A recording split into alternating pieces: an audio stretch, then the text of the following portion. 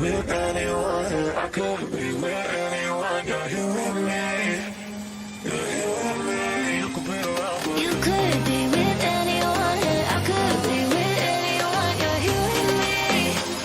You're here with me. Hey, what's going on? Welcome to the call-in show. Well, actually, it's not the call-in show. This is the Speak Pipe show, where I am going to react to what you guys are talking about. So go ahead, leave those Speak Pipe messages so that I can respond to what you have to say. We have some great Speak Pipes coming in. I didn't get a chance. I don't listen to the whole thing, so you can get my first honest reaction. But from what I've been hearing, we have some really good Speak Pipes coming through. I just wanted to make sure that you guys can hear me. You can see me. Go ahead and hit that number 1. If you can hear me, you can see me. I sound good. You guys can see me. Give me number 2 if not so much. And this isn't necessarily a personal critique, so don't give me a number 2 because you don't like my look. Oh, you ugly. Number 2. Yes, number 2. So I see some ones popping up. Thank you guys so much. I appreciate it. Thank you. Welcome to the show. Guys, I'm so excited. I spent a little time and I did my video on Janelle and the first leg of the apology tour. That will be coming out tomorrow. But as a precursor to that video, you know your boy had to do a video, like a special little snippet. It'll be in the first first minute of the video that's coming out tomorrow. I had to cut some stuff up, y'all. So hopefully you guys get a chance to check that out. I'm kind of excited about it. I'm a little stoked. Took a little time to get everything the way I wanted it. But yeah, I might actually after the video comes out, maybe next week or so, I might add it as like a little short or whatever. Because it's a little crazy. And I think it's funny. I think it's funny. We'll see how y'all feel about it after it comes out. But yeah, so we have some things coming up, and we have to start.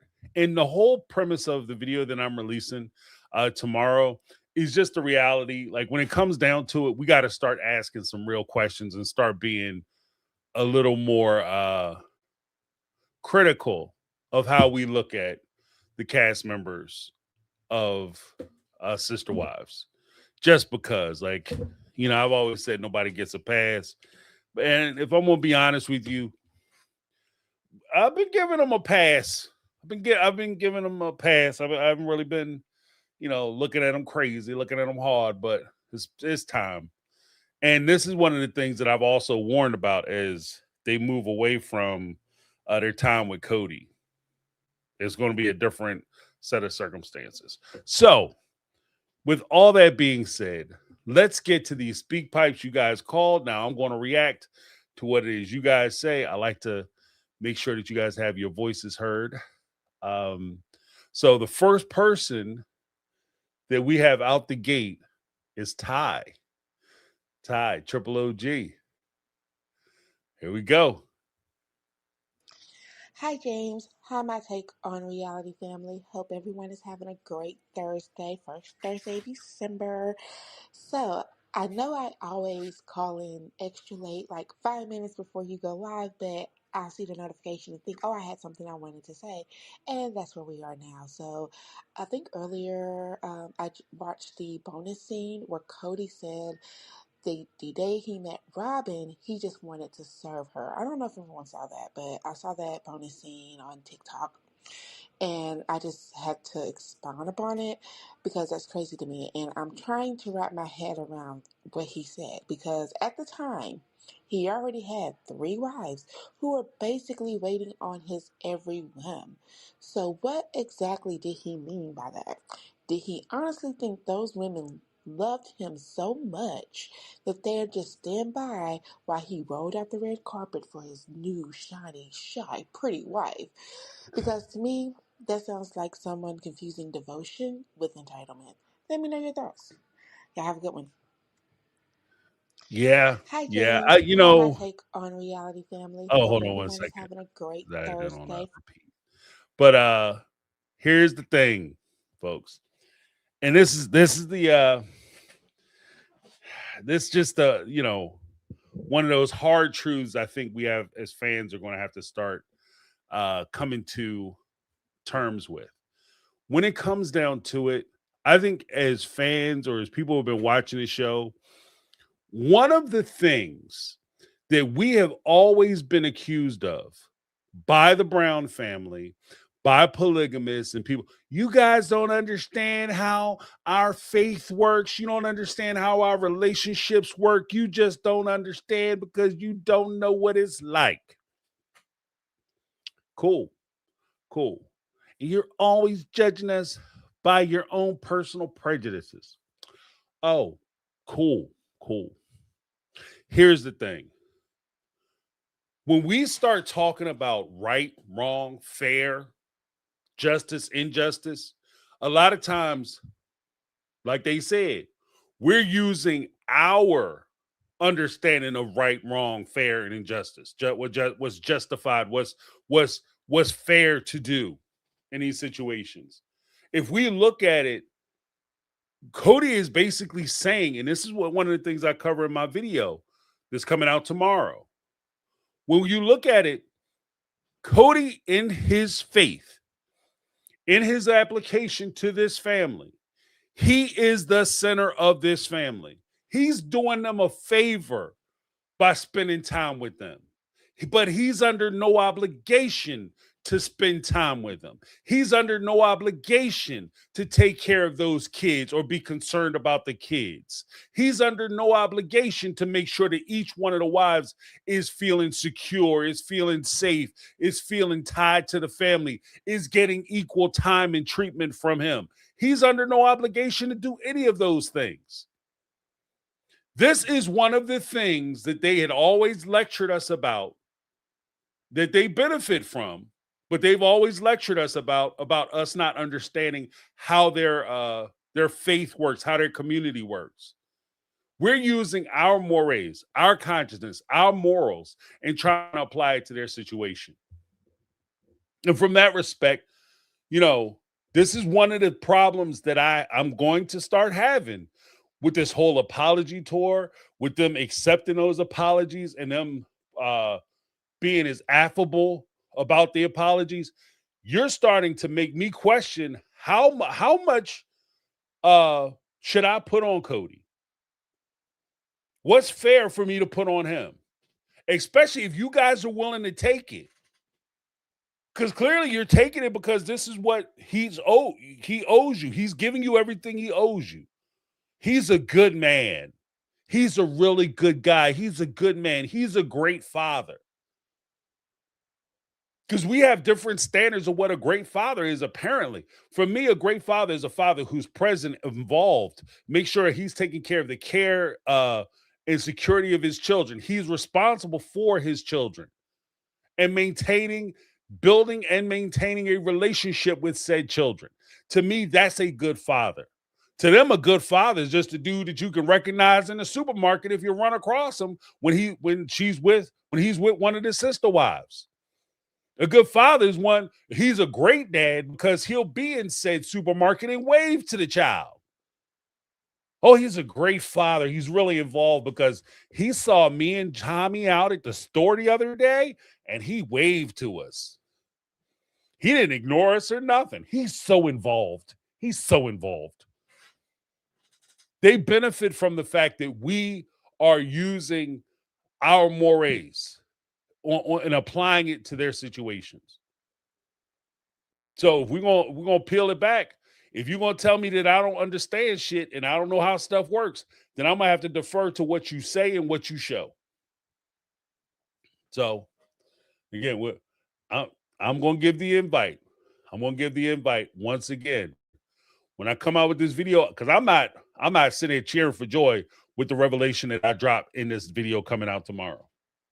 So I'm going to invite people to reach out on SpeakPipe, call into the show on Tuesday, put a comment down below underneath the video, send me an email, whatever you want to do, because I'm I'm wide open as far as interacting with you guys. I'm not afraid to talk to folks. I ain't scared. Okay, so what I want is watch the video, and if you feel like I'm full of shit, Tell me I'm full of shit and tell me why. Tell me why I'm wrong, why I have the wrong idea, wrong impression. And here's the thing, I'm kind of pulling for you.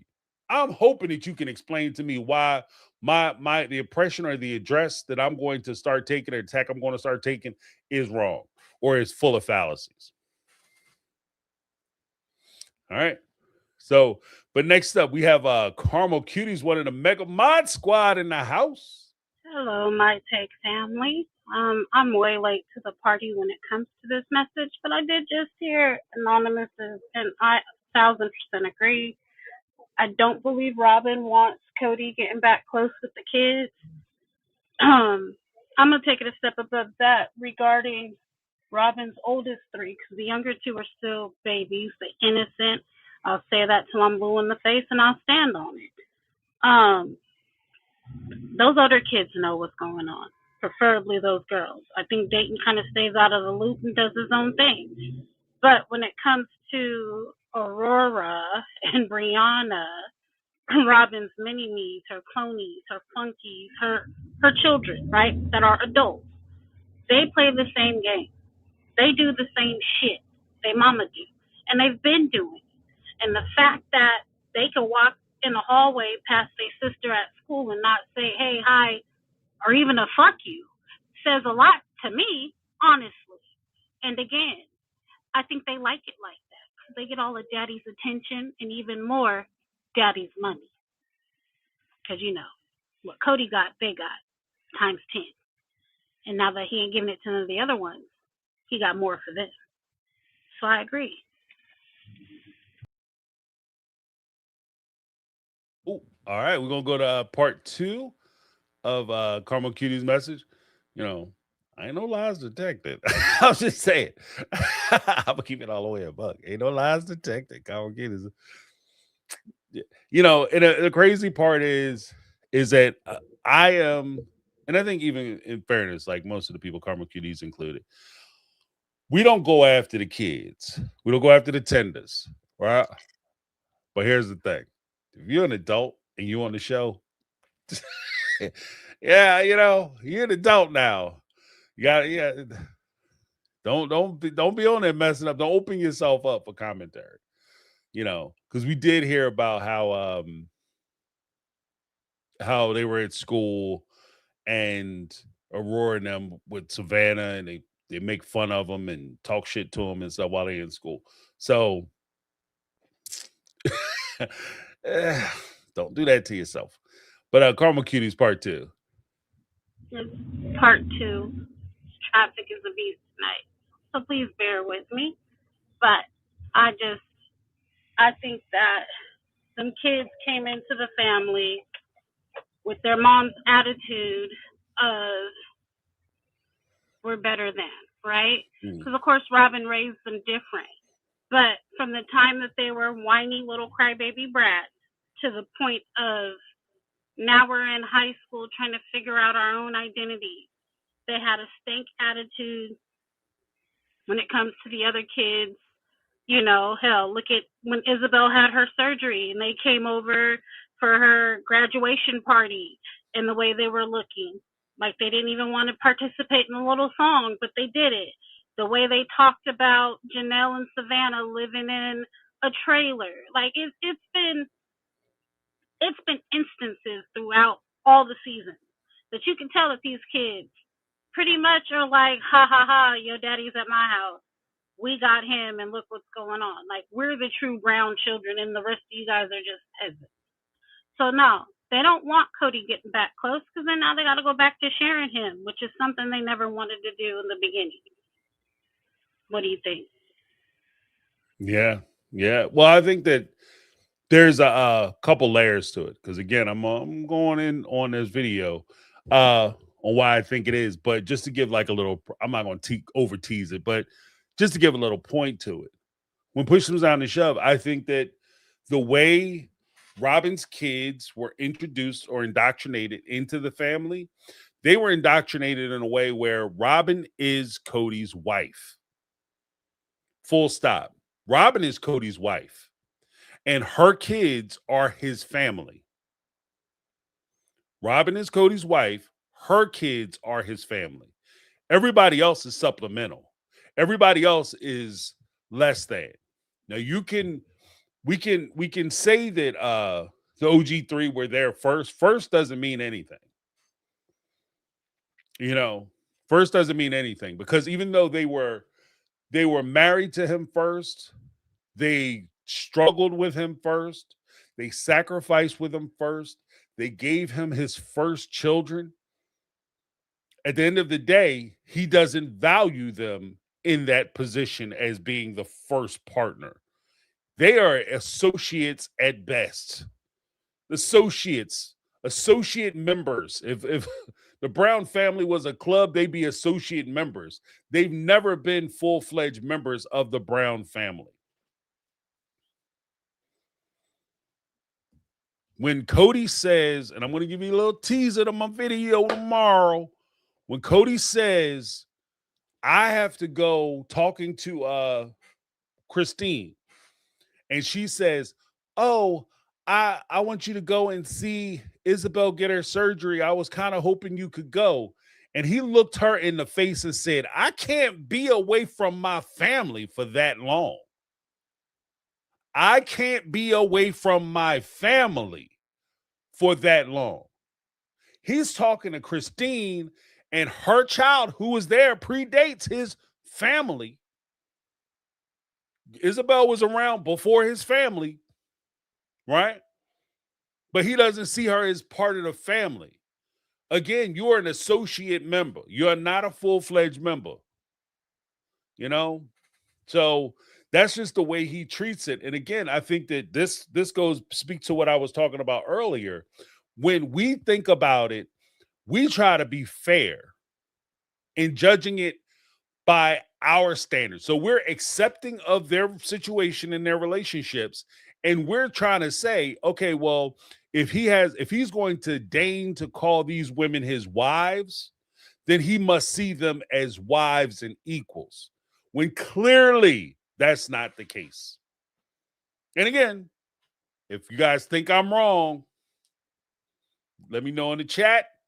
Let me know in a SpeakPipe. Call into the show. I'm giving all avenues for you guys to tell me that I'm wrong. I'm not so pious or pompous that I believe that everything that falls out of my mouth is gospel. Okay? But I'm just saying this is how I'm looking at it now. Because I spent a lot of time trying to, I think I've erred on the side of giving them credit for things that they didn't deserve credit for, and trying to put things in a way which would make sense to me. If I was participating in this type of relationship, how would I want to participate in this relationship? How would I want to do things? I would want to be involved with my kids. If I had multiple people, which would be insane. I had multiple people. My hair's already got to turn to white. If I had multiple people trying to, balance family, I either be stone white hair or I'd be completely bald headed, like Cody. You know what I mean? I'd be sitting there. I won't comb my shit forward though, because it would be too much. But I would be trying to do it because I would want folks to feel secure. I would want folks to feel my presence. I would want to be involved with everybody. I would want everybody to get along. I wouldn't sit up there and try to turn people against each other. If anything, in this type of situation, which is why it would drive me crazy, I could see something happening and I would take responsibility for it, because I wouldn't want to create discord within the family. I wound up covering for people. No, she didn't do that. That was on me. That was my fault. Because I want peace. But with these situations and the way he constructed the family, the way he conducted himself, he laid in the chaos of the family. He thrived in the chaos of the family, up until the point where he went out and got himself a family, his own family. And once he did that, once he hooked up with Robin, it's all about Cody and Robin and her kids, and that's my family. And I'm looking at the big picture of you guys accepting my kids and my family. And if you don't want to accept my kids and my family, there's the door. That's why they broke up, and that's why he has to go around now and apologize. Because when it came time for him to do it, He said, Robin and her kids are my family. The rest of y'all get on board or get out. So I'm just saying, you know, I couldn't do,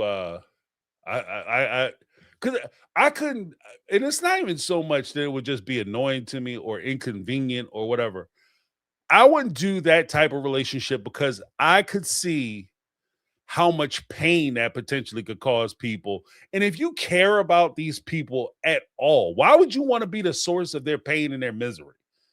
Like, you know what I mean? For your own arrogance, for your own edification. Like, oh, I'm the greatest thing ever. I'm God on earth. Oh, I'm the greatest thing since sliced bread. I'm amazing. So I'm going to go out and cause other people to live a life of misery so that I can walk around with a smile. Like, it just doesn't, I don't know.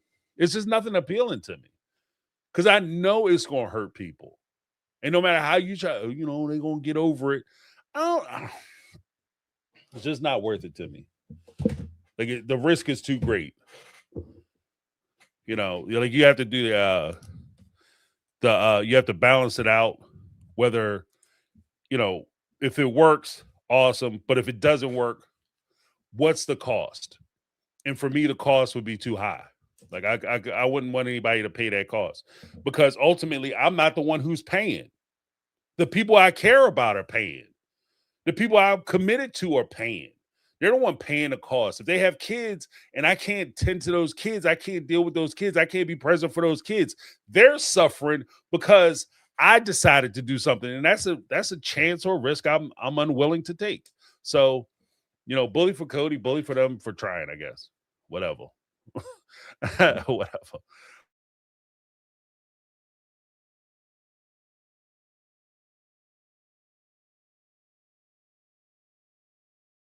House. Oh, real quick. She's back. She's back. She's back. She's back. Welcome back, Darlene Hall. Back in the house. See you on Saturday. Because remember, we had a round table on Saturdays. Everybody calls in. We talk about all kinds of stuff, not just sister wives. We talk about everything. It's wild. It's a good time. We just go where the conversation leads us. All right.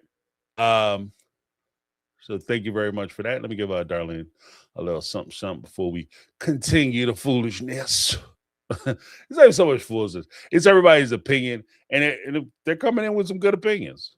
It is what it is. And I know TLC interns are going crazy right now, but sorry, guys.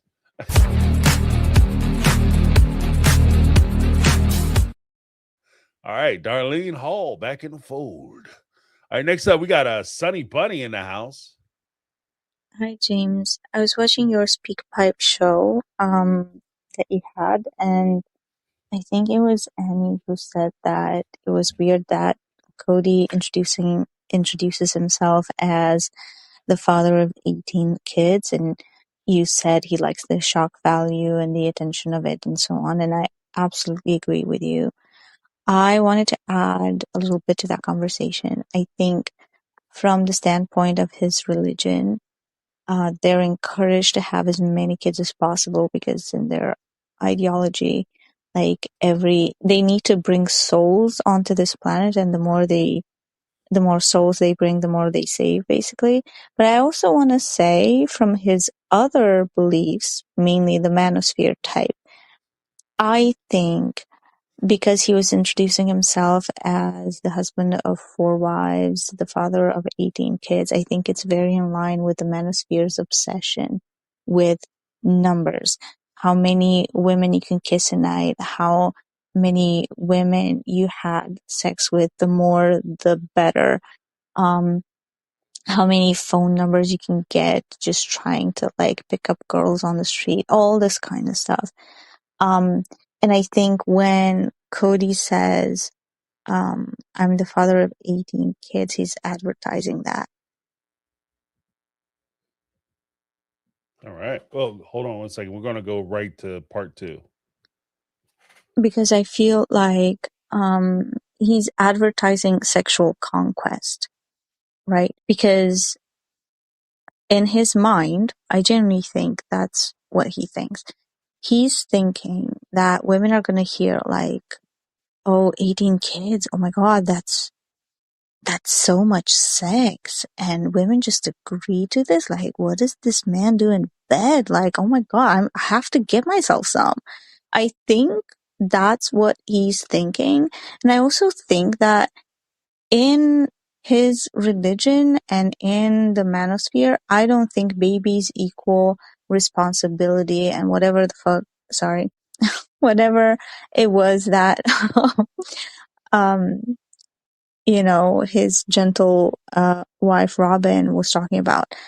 I think in his brain, babies mean sexual conquest, and it's not a responsibility because raising babies is a woman's job, and a man has nothing to do with that. And it's just about advertising sex appeal, and that's it. I think that's an excellent point.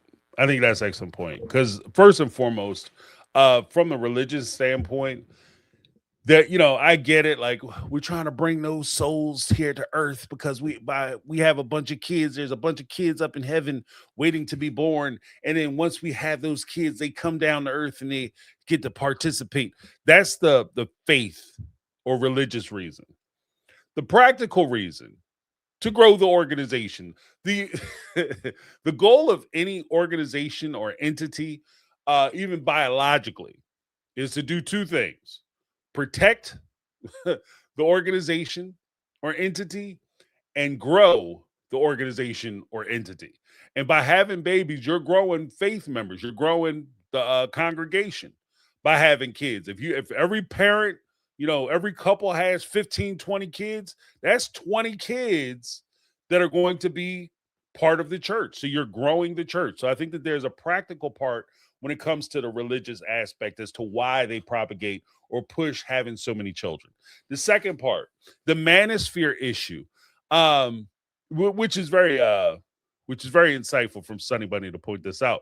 Like with his involvement in the manosphere and that kind of male chauvinist tone that they take, there is a certain level of conquest by saying that you have 18 kids. You're proving that you have not only 18 kids, but you have 4 wives. They all know about each other. So I must be doing something right because basically I'm not to be too vulgar, but in more colloquial terms, I'm pimping. Right? I'm running all these women. I got all these women and they can't get enough of me. They begging for me to come by. And if I want to hurt one, all I got to do is look at them and be like, yo, I didn't even love your ass. Get out of here. Beat feet. Ooh, he didn't love me. Ooh. Right? Worst thing I could possibly say is I don't want to spend time with you. Then all of a sudden I'm the man. I'm the Mac Daddy. Right? So it's a hype thing. It's a personal hype thing. And there is a conquest level there. But when we talk about like for guys in this mindset, it's not just the advertisement of the conquest. There's the advertisement when you say you have 18 kids, you're talking about fertility. These guys, like the whole man musk thing, like you can smell my odor, my body odor, my pheromones be getting to them.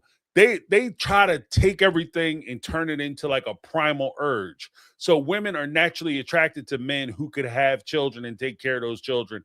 And even when Cody talks about it, they do a little bit of anthropological study where they say, well, theory. I won't say study because that's ridiculous. They don't study anything. They do a little anthropological theory by saying that women are attracted to men who could provide. Like if you look at in the wild or in nature, the biggest and the strongest aren't just getting women because they're big and strong. They're able to get the female of their species because they're able to protect them and they're able to provide for them, either security, food source, whatever resources, whatever the case may be. When Cody started talking about the manosphere, what was one of the things he mentioned?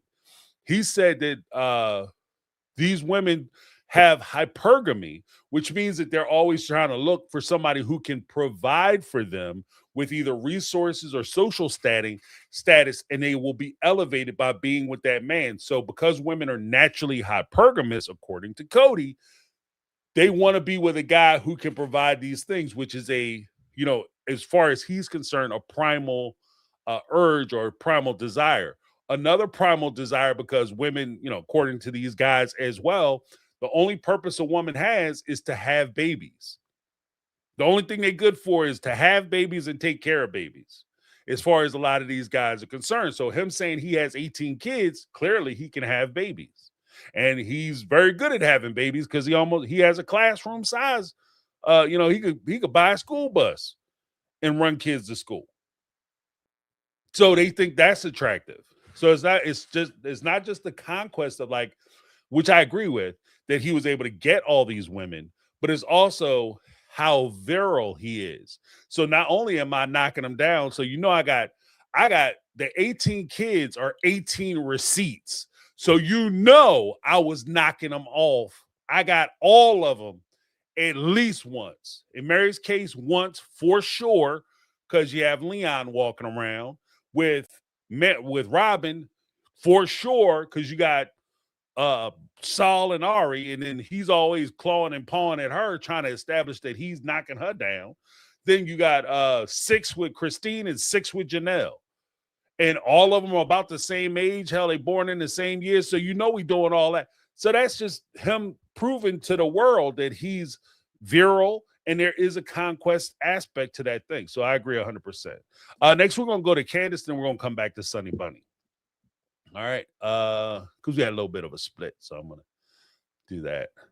Candace? Hey, James. This is Candace, number 3.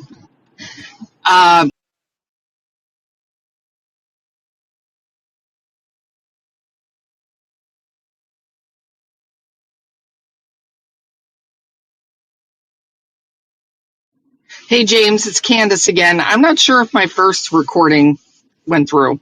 But anyway, I was talking about Janelle and Cody, and I don't understand how she could sit there and even entertain that conversation after the way he treated her children, and I believe contributed to Garrison's mental health struggles with all of his daddy issues. He tried to kick her sons out during the pandemic. He mistreated Savannah, and I believe he treated the children worse than he treated her, in my opinion. And it disgusts me that she could just sit there and melt, and hang on to his every word, and just her eyes lit up. And I don't get it. How can you have any kind of emotion towards this man in that way? I was hoping that Janelle would just be like, listen, and just be like, okay, all right, yeah, thank you, bye. But it went the total different direction than what I was expecting. And she is weak. She is a weak-ass woman when it comes to Cody. And I don't buy Janelle's, oh, I don't care. She always acts like she doesn't give a shit about anything. And, but that's not true. It is not true. Anyway. All right. Candace. Weak ass woman. She's a wobber. She's a wobber. Weak ass woman. Look, I think that it's problematic because she will lend herself to her feelings.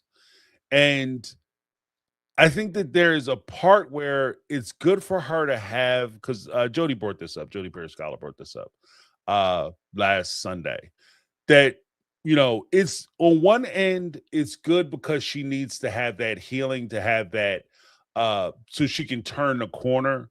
But at the same time, it's bad because she's not ready. And she's in a position where she a right word here, a right word there, a smile, a drink, or whatever.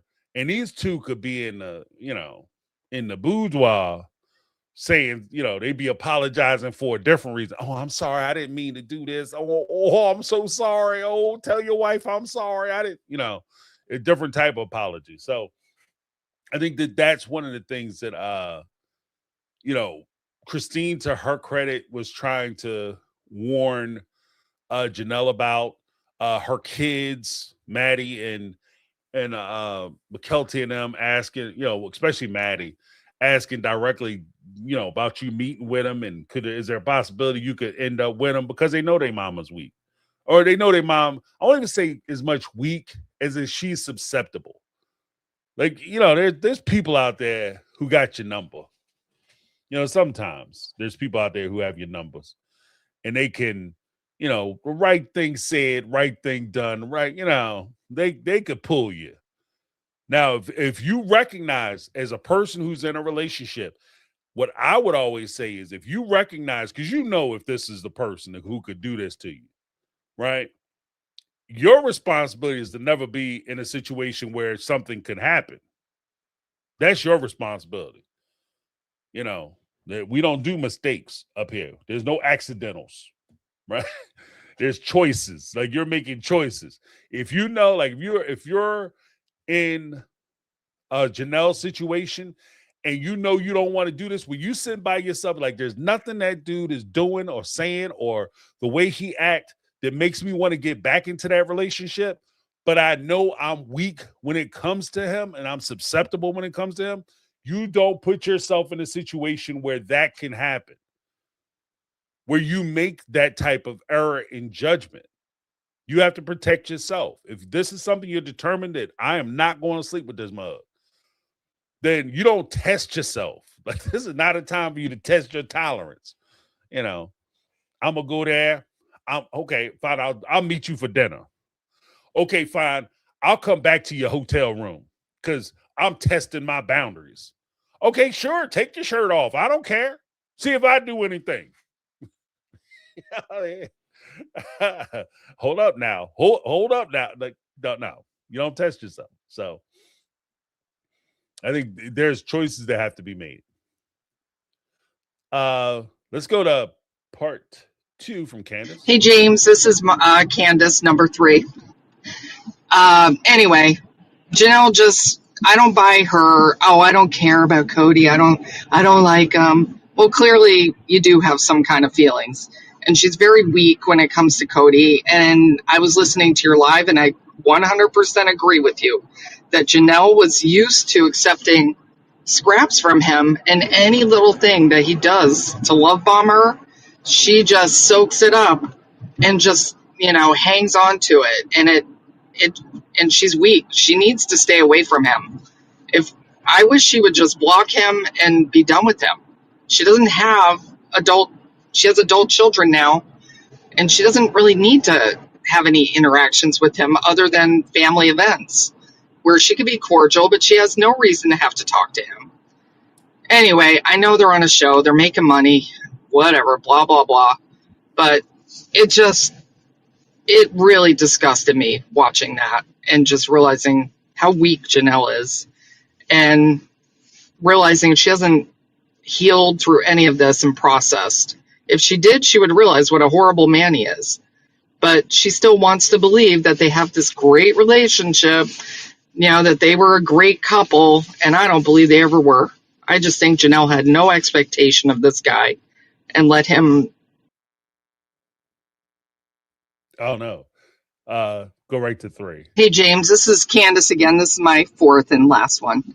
But anyway, just how Janelle's like, when they were talking, they just looked like lovers. They did. And Cody said that like 2-3 times. We were lovers. And I don't get it. But Janelle doesn't even understand what a decent relationship is because she accepted Cody's behavior and had no expectations of him. And she was just always the easy, cool one. And where Robin is a pain in the ass, and expects things from him. So I think Janelle was his safe place to land. He knew he could go over there and chill with her. But anyway, it's just gross to me. And I would be satisfied, though. It would be so nice if they cheated. And oh, wait, hold on. She had one more just to close it out. Hi, James. My other recording, the 4th one, it stopped. So anyway, I just wanted to finish up by saying it would be like so satisfying if if Cody did sleep with Janelle in North Carolina and Robin found out, I would love that. That would be great. To just, get that on Robin and just see her reaction and all that and how pissed she would be. But I would be very disappointed in Janelle. But I did hear that Janelle got the spiritual release, so I believe Janelle is done with him and she has no interest in really being with him. But I do think she has a weakness for Cody, and it's just best that she stay away from him and move on. All right, thanks. Yeah. See, here's the thing. Because I see where folks are saying, well, we know that they broke up and we know nothing happened. We don't know shit. Let's be very clear. Let's be very clear. Well, Cody walked off. Look, everybody, look. All right, maybe not everybody, but if you have somebody whom you are familiar with, and it's not everybody's business that you guys are doing extracurriculars or whatever. You feel me? Right? You might see each other at events or at places when you go out and you'll talk and chat. Hey, what's going on? Blah, blah, blah. Yeah, I'm gonna go ahead and get out of here. All right, I'll see you later. Have a good one. And then, 10, 20 minutes later, oh man, you know what? I'm gonna get out of here too. I gotta work, I got stuff to do, I got work to do at home or whatever. I gotta get up early. And you get up and you leave and you go right to that person's house. Right? Just because we didn't see it on the show don't mean it didn't happen.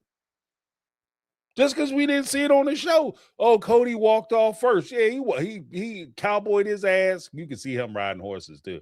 Like when people ride horses extensively, their knees kind of bow out. And the way he was walking, I'm like, this dude, he go walk his happy ass down the street. And then Janelle could, hook up at his hotel so they can continue their conversations. We don't know, right? And it's not out, it's not completely out because let's be honest, the same way Cody might call Janelle up to use Janelle in a physical way, she might decide, you know what?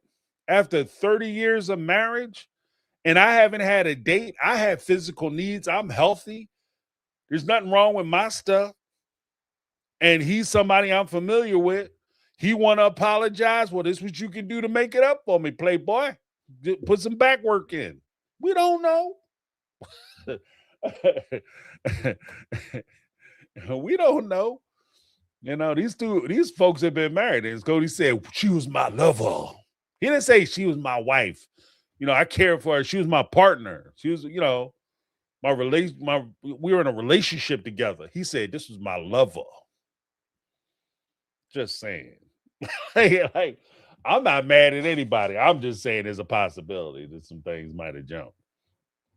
And either way, I don't know if I'd be disappointed if she just, she say, you know what, I want to get my wheels rotated. Yeah, homeboy gonna come in, knock the dust off it real quick for me. Be my way of saying goodbye for this situation. And some people, and just to throw a thought out there, guys. Just throw a thought out there. Oh, she got the release. Maybe she went back to his hotel room and said, I stuck around for this. This is trash. This shit is trash. What am I doing? Oh, I'm filing for that release. This juice was not worth the squeeze. Yeah, you feel what I'm saying? Maybe that's what did it. Just asking questions and putting out possibilities. I'm not saying for sure this is what happened. I'm just saying that there's, because once the magic is going and you actually looking at it's like when you really, really hungry. You ever had that? You really, really hungry and you go get some food and you be like, the first couple bites, like, this is delicious. This is amazing. Oh, woo. Oh, man, I was hungry. But as soon as you knock that hunger off, you actually start tasting it. You're like, how much is this again? Oh, free? Yeah, we paid too much. Free. So he might have went there because Cody been asking about like adding people and hey, I've been getting emails. Hey, Robin, come here, let me touch you, girl. Get off me, Cody. And she been turning them down. He used to having women on tap. And so he might have thought, she is an ex-wife. Technically, we're still married because they didn't have the release when they showed up to the apology. So technically, we're not breaking any rules because technically we still married. And when you about to make stupid mistakes, to make stupid ass decisions, especially Richard decisions, you be coming to all kinds of dumbass justifications. Yeah, that makes sense. Yeah, I mean, definitely. Yeah, I can see that. The loophole. He getting there and did his best. And she was like, yeah, that's it.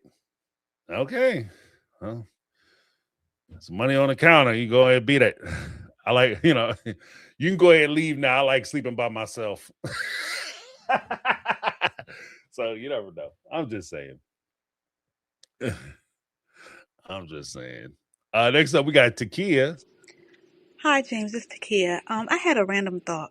So I don't know if you heard anything about the singer Brian McKnight, and how he replaced like his old family, his older kids from previously from a previous marriage with his new wife and kids and things like that. And how his son from his older family unfortunately passed away from cancer. And I was just thinking about like how Garrison passed away and things like that. Like, it's a crazy story, the Brian McKnight story. If you haven't heard of it or looked it up, maybe you should. But it just reminds me so much of Cody and like how I would not support Brian McKnight today. Like I wouldn't buy his albums or go to his concerts if he's even doing those things anymore. But I'm like, I don't want to put money in his pocket, and I don't want to put money in Cody and Robin's pocket.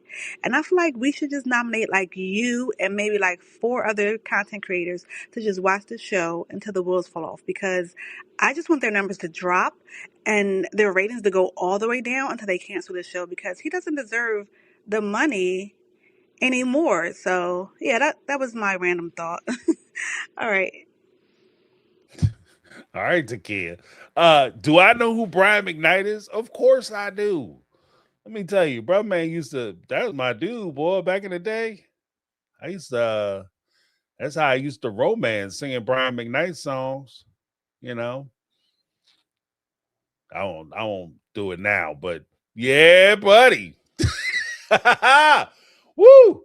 I was singing them Brian McKnight songs. But yeah, I did hear about what he did with his son. Basically, it's kind of the same thing what I was saying before with he found himself in a situation where a lot of his earlier stuff was actually dedicated to his wife, right? Like there's a song where he sang to his first son being born. Love that song. That was actually before I had children.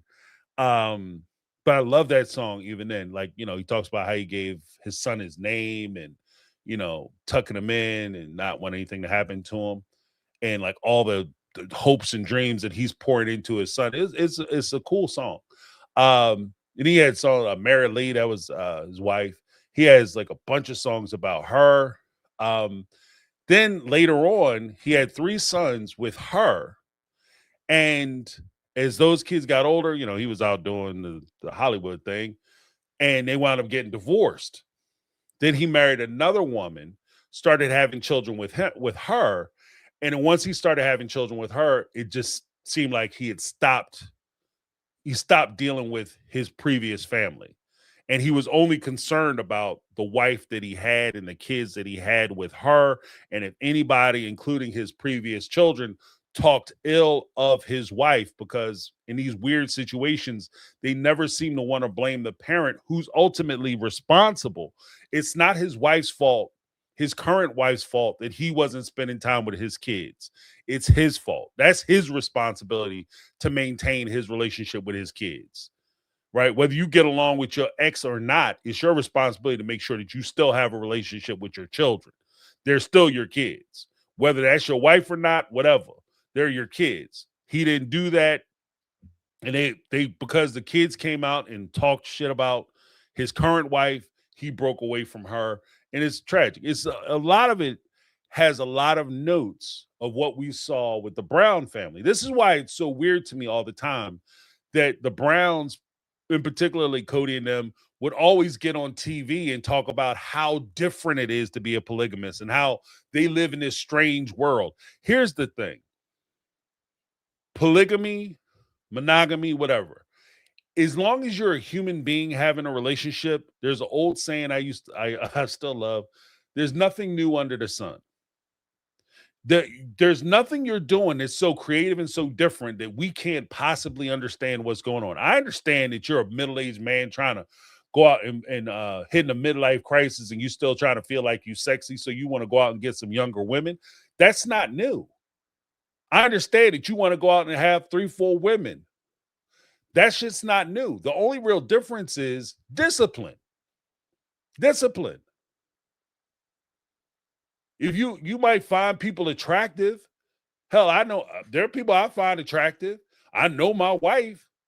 There's guys out there that she might find attractive or look at like, damn, damn, Sam, But the difference is that we exercise discipline. We recognize that just because you feel something or you like something doesn't mean you have to act on that thing. What I see in this particular situation with polygamy or polyandry is that you're allowing yourself to pass that point of discipline where you say, okay, well, I'm no longer going to pursue that, as opposed to I see something I like, I'm going to go chase it. Or when I get with this relationship because it makes me feel fun and it's exciting and it's new and it's cool and it doesn't seem like it's a lot of work, low maintenance, that's my family. As opposed to the family that you had, the relationships that require more maintenance, the relationships that require more work, time, and attention. As a person, you look at it and say, you know what? I'm willing to invest that time and attention because that's my responsibility, it's my duty. And more importantly, as a parent, it's your privilege. Raising kids and being involved with your kids isn't pressure. It's not a duty. It's a privilege. It's a privilege to have kids. It's a privilege to raise kids, be a part of a child's life from the time, like from inception to the time that they grow up and find independence. That's a privilege. And it's not something that you should look at and be like, oh my goodness, I gotta take care of these kids. These dang kids get on my nerves. Look, there are people, if you've ever known people who desperately want children and can't have them, you recognize what a blessing it is for you to have children. Or you've known people who have had children and lost them. You recognize what a blessing it is to have children. There's a saying I like, and I apply it in many different facets of my life, but I heard it when I was younger and have taken it to heart ever since. And it's basically, I complained about my shoes till I met a man with no feet. And you can sit there and complain and cry about how your kids ain't this and your kids ain't that, and maybe they getting on your nerves, and the kids down the street seem to be better kids. All they kids, doctors and lawyers and shit. My son, he wants to go to, he wants to be a gamer. What the hell, right? But you can complain about that until you realize there are people who wish they had 5 minutes. The 5-10 minutes, the hour that you neglect to spend with your child. There are people who are walking this planet today who would give anything in the world that you ask them to give, including their ever-living soul, to sit for an hour and have one more hour with their child and talk to their child. And for those people, watching somebody like Cody with 18 children, kids begging to spend time with him, it's not only upsetting, but it's disrespectful, because they would give anything to have a moment with their child, just to see their kid smile again, or have a conversation, to talk to them, to laugh, to hear what's going on in their life, to share things that are going on in their life. They would give anything for that. And here you are with 18 souls, and 13 of them you don't even talk to anymore. So it's just, it's like, so yeah, I have heard of Brian McKnight, and I don't know if he's kind of for the same reasons. He fell off with me when I found out about that situation. Because that dude, he could write a love song. Brian McKnight could write a love song. Don't get it twisted. You know. But yeah. But next up we have we're gonna go back to Sunny Bunny because she had some messages. And there was a little break between her messages, so I wanted to give that natural break. But Sunny Bunny in the house. Hi, James. It's me again. Gonna talk about Janelle again. And I promise you, I'm not a Janelle hater, even though maybe I come across that way. It's just that some of the things that she does kind of annoy me. And after watching this episode, I was annoyed again because it made me think of when Janelle said that she and Cody were still in contact. And given this episode, I have to wonder now, what were they talking about? What were they talking about this entire time that when Janelle got there, she already looked smitten? She already looked like she was ready to do some things to Cody, okay? And I'm like, is this why? Is this why you were so willing to betray Mary for this man? Oh my God. And then the fact that she wouldn't even let him apologize, like, oh, it's all good. Oh, I knew you loved me anyway, blah, blah, blah. And I'm like, no, let him take accountability. Stop trying to rescue him from taking accountability for the stuff that he did. Like, what are you doing? And I don't know. I was so mad at that. And here's the thing, like I agree with she has some more, but I agree with Sunny Bunny because one of the things that kind of annoyed me is that you notice like when Cody started to apologize, Janelle was so quick to jump in and try to apologize back. At some point, you know, and it's not just Janelle, but I've seen this before. Like you have to give people time and space to say what it is they want to say. She's so anxious to try to make him feel better and to allay some of his concerns and jump in. Let him apologize. Let him do it. You know, like I get it. You're excited that he's doing it. Let him do it. Don't tell him how you know. And one of the things that was kind of weird to me is that kind of what I was saying before. Ultimately, Cody comes in. He starts apologizing, and before he gets his full ass apology out, she starts apologizing. What are we doing? What are we doing? And here's the bigger issue that I have. They apologize for the stuff 30 years ago when they first started. They apologize for Cody saying some nasty, hurtful things. I never loved you when I said I didn't love you. I did love you because I loved you. But here's the thing. He didn't apologize for putting Robin first. He didn't apologize for how he treated her. He didn't apologize for abandoning her. He didn't apologize for you know, the things that he did leading up to him saying that he didn't love her. And there's a lot of road work there that I think that he could have covered as far as his apology and the things that he would have been sorry for and taking responsibility for it. Because I get where people say that the apology did mean something. Here's my thing. The thing that he was apologizing for isn't significant to him. It may make her feel better, but the apology that he gave her wasn't significant to him. Because basically, I'm apologizing because I'm so great and so wonderful that I told you that I didn't really care for you. Because I'm so great and so wonderful, that hurt your feelings because I'm awesome. And if I don't love you, then you go out there and play in traffic. So I'm going to give you that. I'm going to make you feel better by telling you that I love you. I'm not going to tell you where I messed up or what mistakes I made. I'm just going to tell you that, the thing I said to you that hurt your feelings, which is basically I didn't want to spend time with you. Yeah, I didn't mind spending time with you. You was cool. What are we apologizing for? Just saying. Let me see. We had a super chat come in. Hold on a second. Oh, we had Jody Paris Scholar. She gave a super chat of $4.99 super chat. I think for Janelle, it's what she wanted to hear. He still has to meet the other two, knowing it's going to be hostile. For Janelle, I agree. I think it is what she wanted to hear. I think that she has a soft spot for him. I think she's the easy touch. That's why, like, ultimately, he was like, you have the high privilege of being the first one I apologize to. I think that she has the high privilege of being the first one he apologizes to because one, she's the easy touch, and two, she's the one who's more likely going to encourage him and tell him he's a great person and feed his ego. That's why she got selected.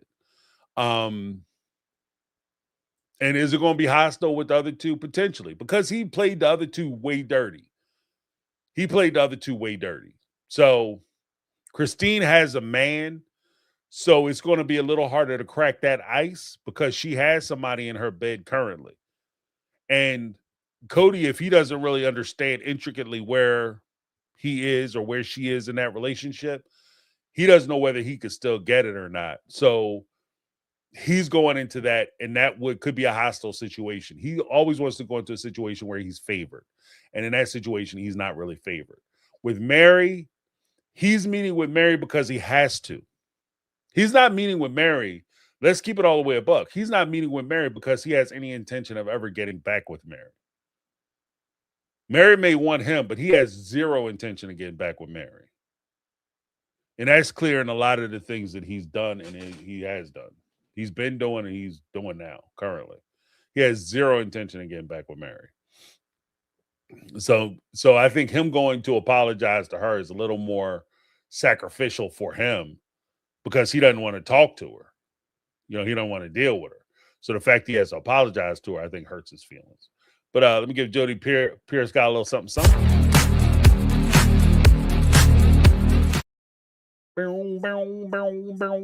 Then we have Jody Pierce Scholar once again with the $9.99 super chat. I stand by my opinion on the apology. He did not treat Janelle as bad as the others. I saw only about their kids. They had only showed a snippet. At least it opened the door for future conversations. Here's the thing that I have with Janelle's apology, though. I think that if it's just about Cody and Janelle, as Cody and Janelle both said, like, we could have been better lovers. I could have did this to make you a better lover. At the end of the day, that wouldn't have made Cody a better father to your kids. And where Janelle is going to get some strong pushback from the fan base is that a lot of the fans give the OG3 a lot of deference and a lot of credit and a lot of grace because they historically were the ones who were the vanguards for their kids. And what this apology tour, especially the way Cody is gearing it and what he's apologizing for, is more or less about the relationship between him and the OG3. And the hell with those kids. F them kids. So the fact that he comes to North Carolina and he meets with Janelle, but he doesn't set up a time where he can meet with Gabe Garrison or whatever, and that's not a thing that he talks about or whatever. Maybe he did, maybe he didn't. He didn't meet with Maddie because Maddie didn't know he was coming. And I would assume that if he was coming and if he tried to reach out to Maddie and she didn't pick up the phone, if he talked to Garrison or Gabe, not Garrison, big G's, but if he talked to Gabe, then Maddie would know because Gabe would have mentioned it to Maddie. Right? So if it's all about the kids and it's all about your sexual relationship with this woman, then it starts to call into question the how we feel or how the audience will feel about these women. Because if it's just about Cody getting his rocks off, he took a lot of shit from season 1 all the way to season 20 because he was seen as a person who was using these women as a sexual outlet. But if it turns into everybody involved was only worried about the relationship, the marital relationship between the two of them, and they weren't worried about the kids, this is not going to go good. as far as like opening the door for the conversation, I think it's his responsibility to make sure that the door is open for his relationship with his kids. Like, I think he has to reach out to the kids. He has to talk about the kids. But Janelle, she certainly could advocate for her children as well, you know, because he didn't just, when the way he left, it wasn't the reason they supposedly stopped talking was because, you know, on the surface, theoretically, they stopped talking because Gabe and Garrison had said some nasty shit about possibly Maddie too. They probably said some nasty shit about Robin. That set him off. But what it really comes down to is Gabe Garrison said some nasty stuff about Robin, and Janelle didn't come out and say, you guys need to respect Robin. So ultimately, Janelle didn't play her position because she was supposed to support Cody. And by supporting Cody was, if they say something bad about the woman he loves, his family, his wife, she should have went and defended his wife against her kids. She should have chose him and his wife over her children, is what their argument was about. You know, again, if I'm wrong, if you guys think I'm wrong, let me know. This is some of the stuff I'm talking about in my video. If this is why they got into the argument, they didn't get in the argument because Janelle was offended by what Robin was doing and he had preferential treatment of Robin. Her and Cody got in an argument because her kids said something about his wife. He was upset with her kids for talking about his wife, his family, and he wanted Janelle to back up his wife and his family, and she failed to do it. That's why they were arguing. And so the point that I think people are kind of tapping on when they say they're upset with Janelle is because Janelle she's in that position, she's not even defending herself. Because I'll be damned if I'm gonna turn my kids out for somebody else's people. Like, he fully expected Janelle to put her kids out and stop talking to her kids and stop dealing with her kids and all that in support of Robin. If she wants to come back into the family, I know we playing with the idea of her coming back into the family. The only way Janelle can come back into the family is if she bows down to Robin, his wife. Full stop. That's the only way she's welcome back in the family. She has to bow down to Robin. It doesn't even matter if Cody gets along with her. It's about her bowing down to Robin. And if she's not willing to kiss Robin's ass, it don't matter how much her and Cody get along. She got to kiss, because Cody is, and it's not a thing of Robin's going to put the kibosh on it. Cody's going to put the kibosh on it because his side chick basically ain't giving respect to his wife. But thank you so much, Jody Perez Kyle. Let me give you a little something.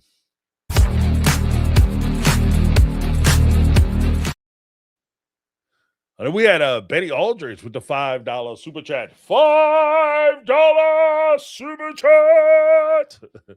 Janelle was the original Robin. She took Cody from Mary and got free child care with Christine. LOL. Just smoother.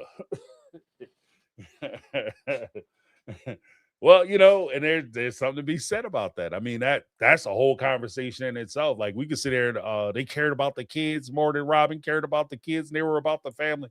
Janelle used to get on TV and brag about how she'd leave her kids and, you know, as long as she had somebody to watch her kids, she would be out all day, do extra hours at work, go to movies and shit, because she knew her kids were being taken care of at home. So, you know, just saying. Again, if you guys think I'm wrong, hit me up on SpeakPipe, call into the show on Tuesday, send me an email or comment on the video down below. I'm just saying. And this is one of the dangers is we start to move, like I said, we start to move into spinoff territory, or the shit starts getting a little long in the tooth. We start really looking at the circumstances, situations, and the characters of the cast members. You might be where I'm at, where you just don't like what you see. Like you don't like the realization that you're coming to and some of the conclusions that are being met. But again, if you guys can change my mind, I'm open to people changing my mind. Thank you so much, Betty. Good seeing you, Betty Aldridge, in the house.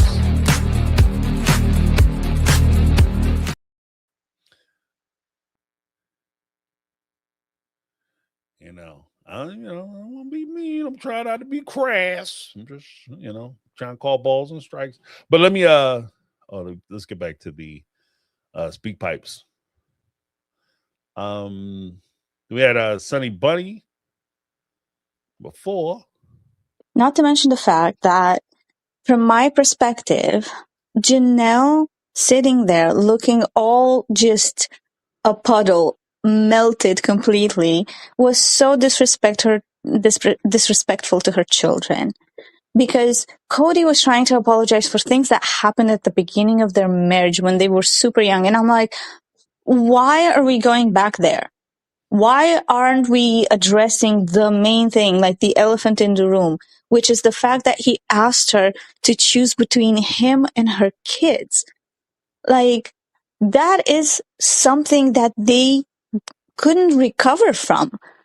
It doesn't matter what misunderstandings you had at the beginning. Like, fine, you can talk about that after you deal with the main thing, which is the relationship between Cody and Janelle's children.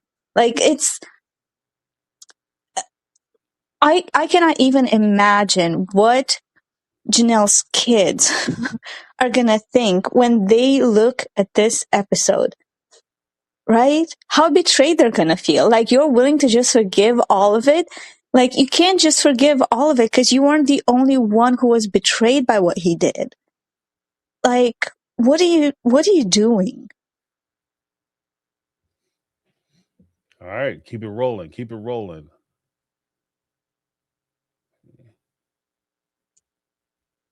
Also, I did have a chuckle when it's obvious, everyone could see it, including like the production people, that there was sexual tension between Janelle and Cody. It's absolutely obvious. And then they went back to ask Robin what would be her reaction if one of the sister wives decided to come back to the family. And apart from the initial shock of like, oh, that's impossible, improbable, blah, blah, blah, I think it dawned on her that, well, one, what does production know that I don't know? What happened? Was that apology that fucking good? And two, I think she might have realized that this entire season, Cody has been begging her for more affection of any kind, if you know what I mean.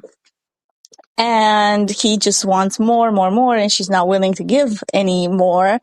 And after all that complaining, she sends him out to meet his exes. So I think it dawned on her that, oh, maybe that wasn't the best strategy here.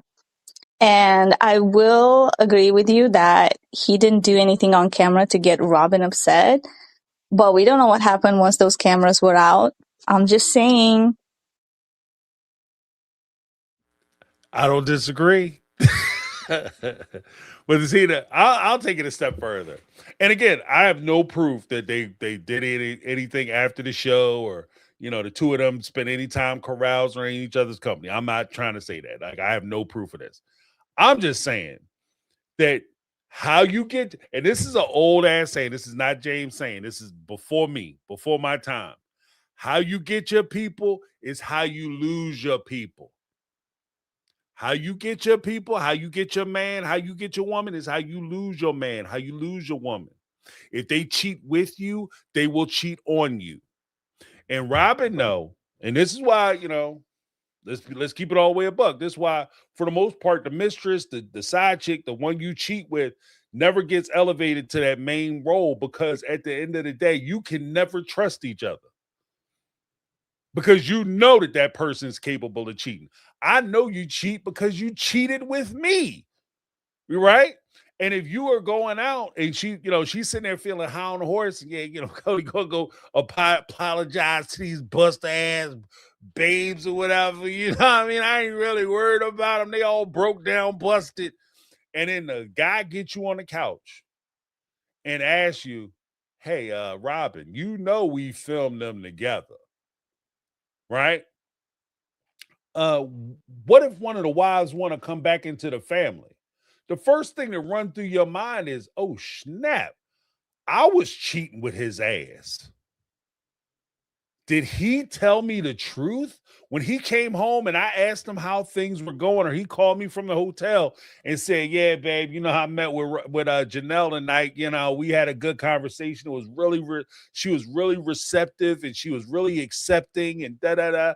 Bing bong. Oh, that's my or that I'm sorry. That's my room service. Let me call you back. You be thinking about all that shit. Like, was it room service? Or was that old girl coming through? You know what I mean? Trying to stomp out some flowers. You know what I mean? So that how you get your people is how you lose your people. So you'll always be sensitive about that kind of stuff. So, I mean, maybe that's why she was all jittery on the couch. Just saying. And again, I have no proof of this. I'm just putting out, feelers for possibilities. That's it. But let's go to Sunny Bunny for our last speak pipe.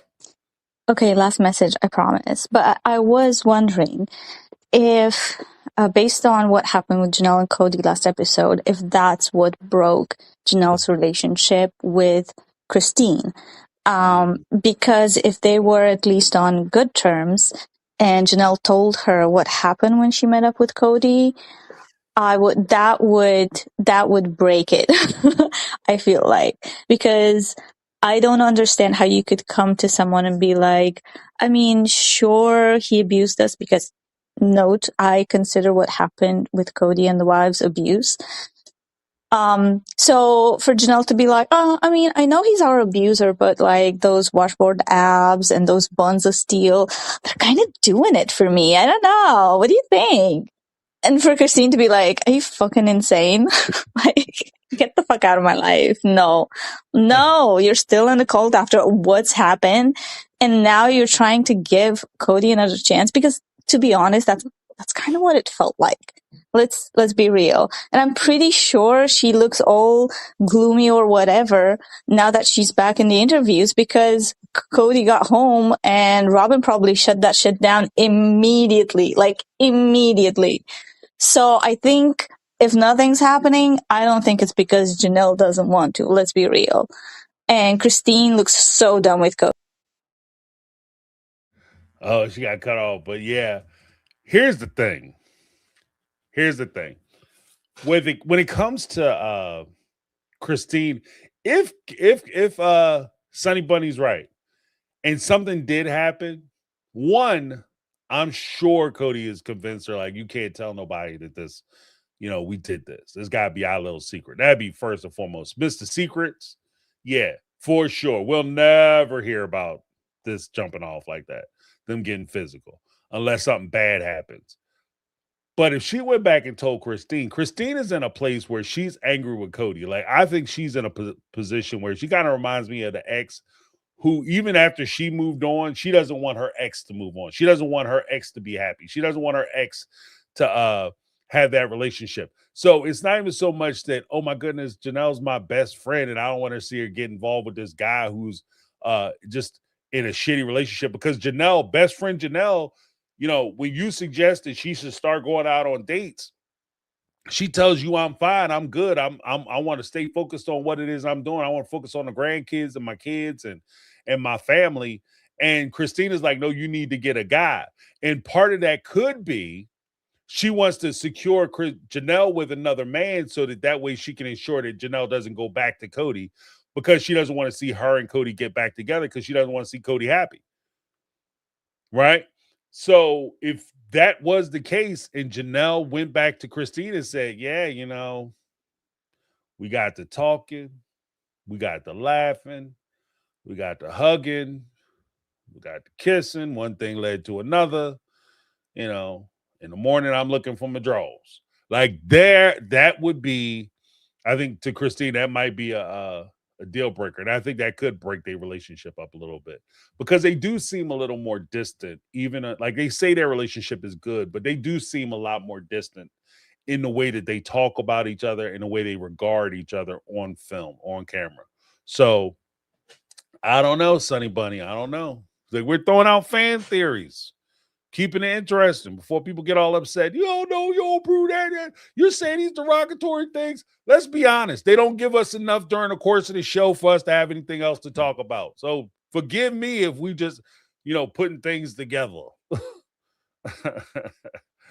But good point, Sonny Bunny. Thank you for leaving those messages. Then we have Care Bear up next. Let's hear what Care Bear has to say. Care Bear stare. What? Hi, James. It's Care Bear.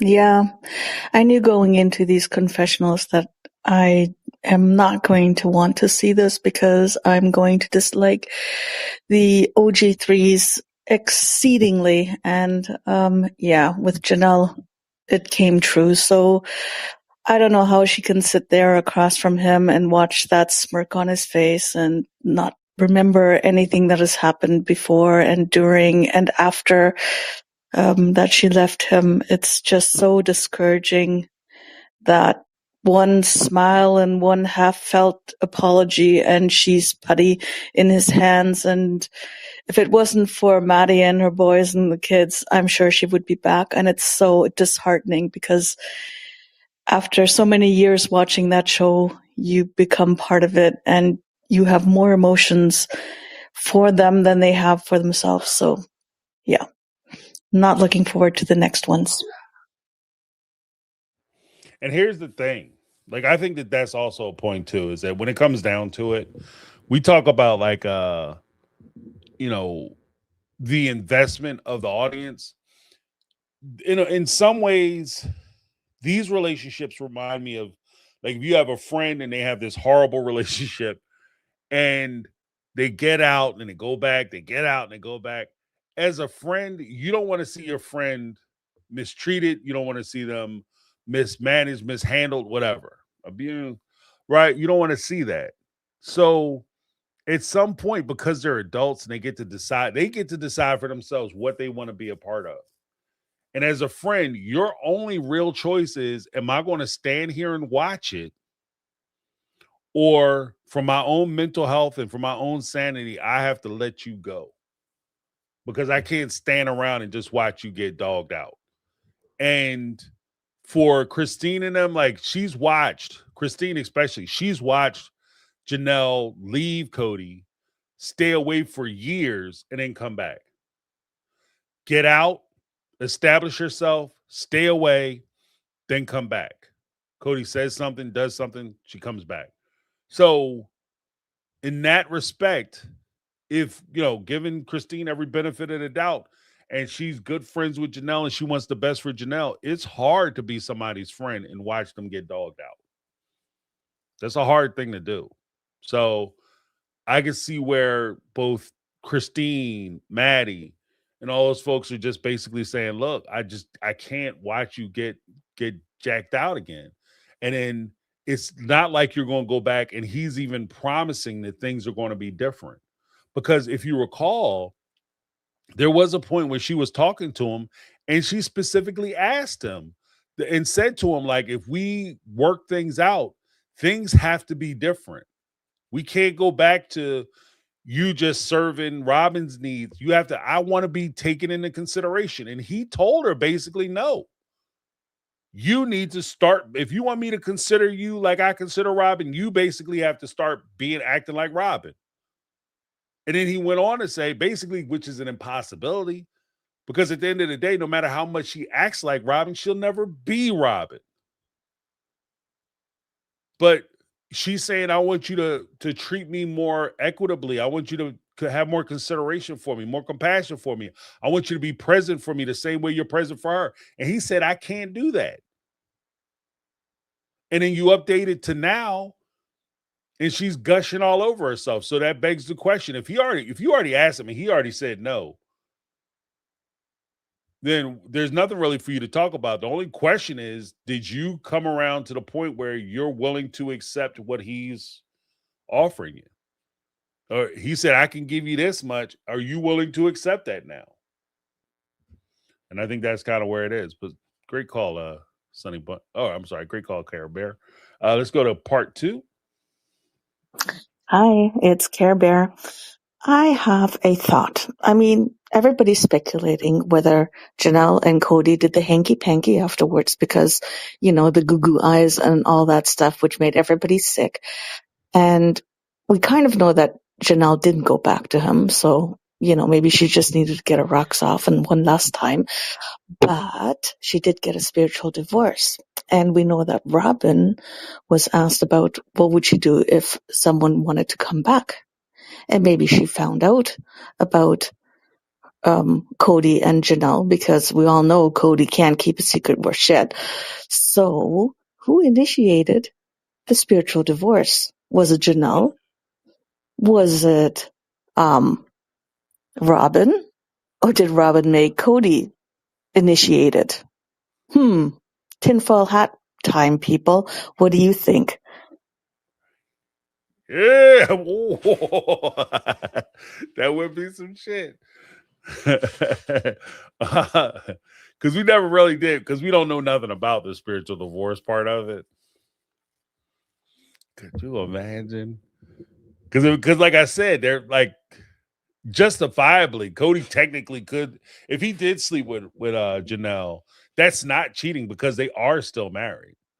They are still married. As much as they were married before, nothing has changed. Like there weren't, there was no release given. So technically they still are married. And if Cody came back and was like, yeah, I did my thing. Me and Janelle, we was working. But baby, we could work things out. Like he said about Married During the Tell-All. We could work it out with Janelle. She can come back in the family. And crazy enough, and give you everything that you've been saying you wanted. Because remember, Robin's all crying, and I want to have sister wives, and why can't we get the sister wives back? And man, I feel so bad about it. Anyway, Cody come back like, babe, I'm giving you what you want. So I went back down to Georgia, but not Georgia. Get Georgia on my mind, baby. I went back down to North Carolina, did some back work. And now Janelle is back in the fold, son.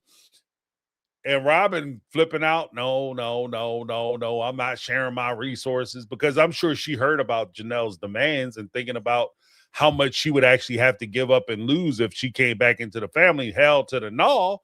And what you're going to do is you're going to get the release because you're not with her anymore. That would be good TV. That would be a twist that nobody saw coming. How about that? And TLC would actually be able to, that would make a season 21. TLC interns, that would be an interesting season 21. If you flip the script and Janelle was like in this situation, as many fans would see it, Janelle was the Robin and she was coming in busting up Robin and Cody's happy home. That would be a season that I think there would be some interest in that season. But you guys ain't going to do it, are you? No, you're not going to do it. I don't know. These theories are mind blowing. But let's rock out with Daisy Reyes in the house.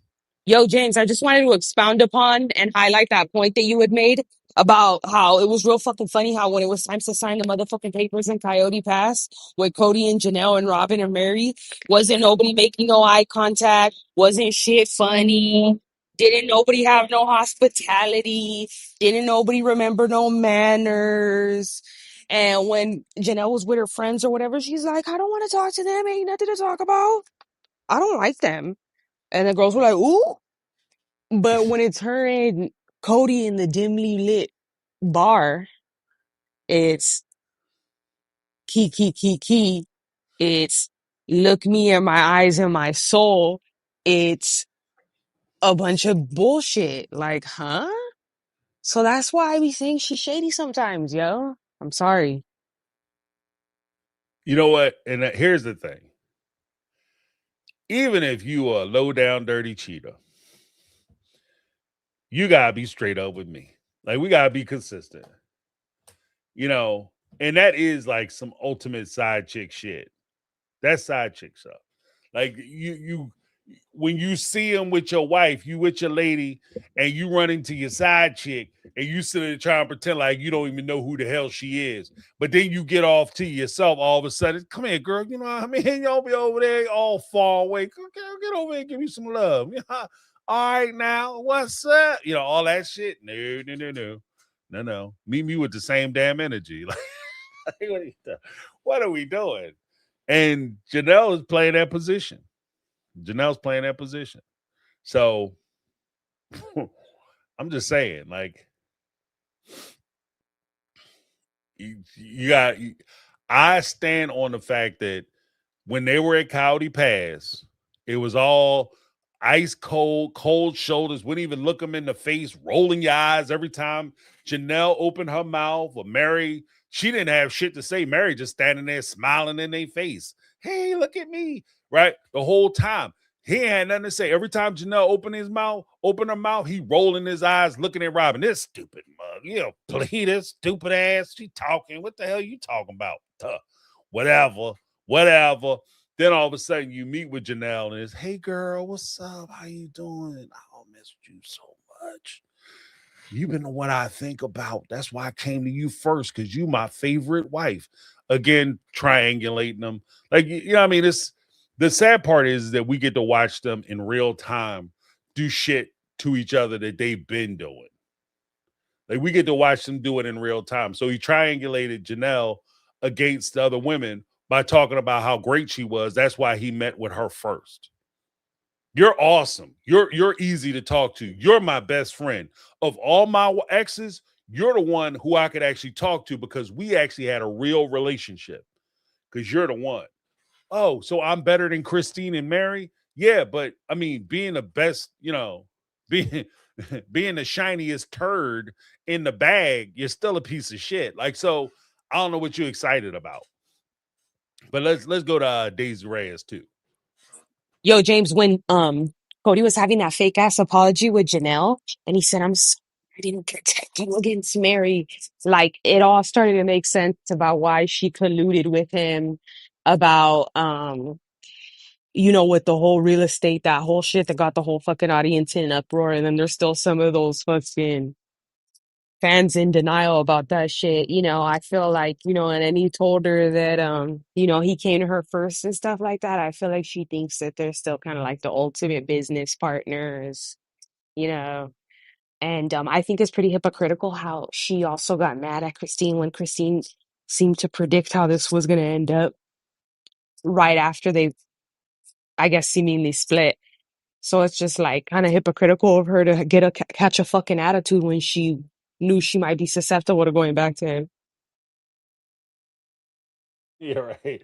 Girl, I ain't going back to nobody. I don't even know why you saying that. Girl, I've been missing you. You have? I've been missing you too. Yeah, that's the situation where your friend be trying to talk to you. You mad at your friend, not because they saying something wrong or they're incorrect, they being rude about it, but because they right. And you recognize that they right. You know they right. You know in your heart and your soul, they speaking truth to power. And it's pissing you off. Man, she come back, you going back to her. No, I ain't, man. I'm done with her, man. Bump her. Screw her, dude. I told you, I'm done with it. I found out she was cheating. Man, I'm done. I'm out. I'm out, player. Then why you meeting her? Because she want to meet. She want to talk, man. I don't even know what you worried about. Come back.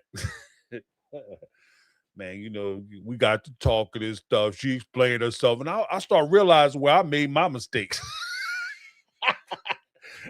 So let me guess, y'all going back again? Yeah, I mean, we decided to go ahead and give it another try. I thought you said you wasn't all never go back to it. In fact, you got violent last time when I said that you might go back to it. No, that's because you was being an asshole about it. So yeah, I agree with you. Well, look, here's the thing. If we're going to acknowledge that Janelle needed healing, is it possible that Janelle's not quite healed?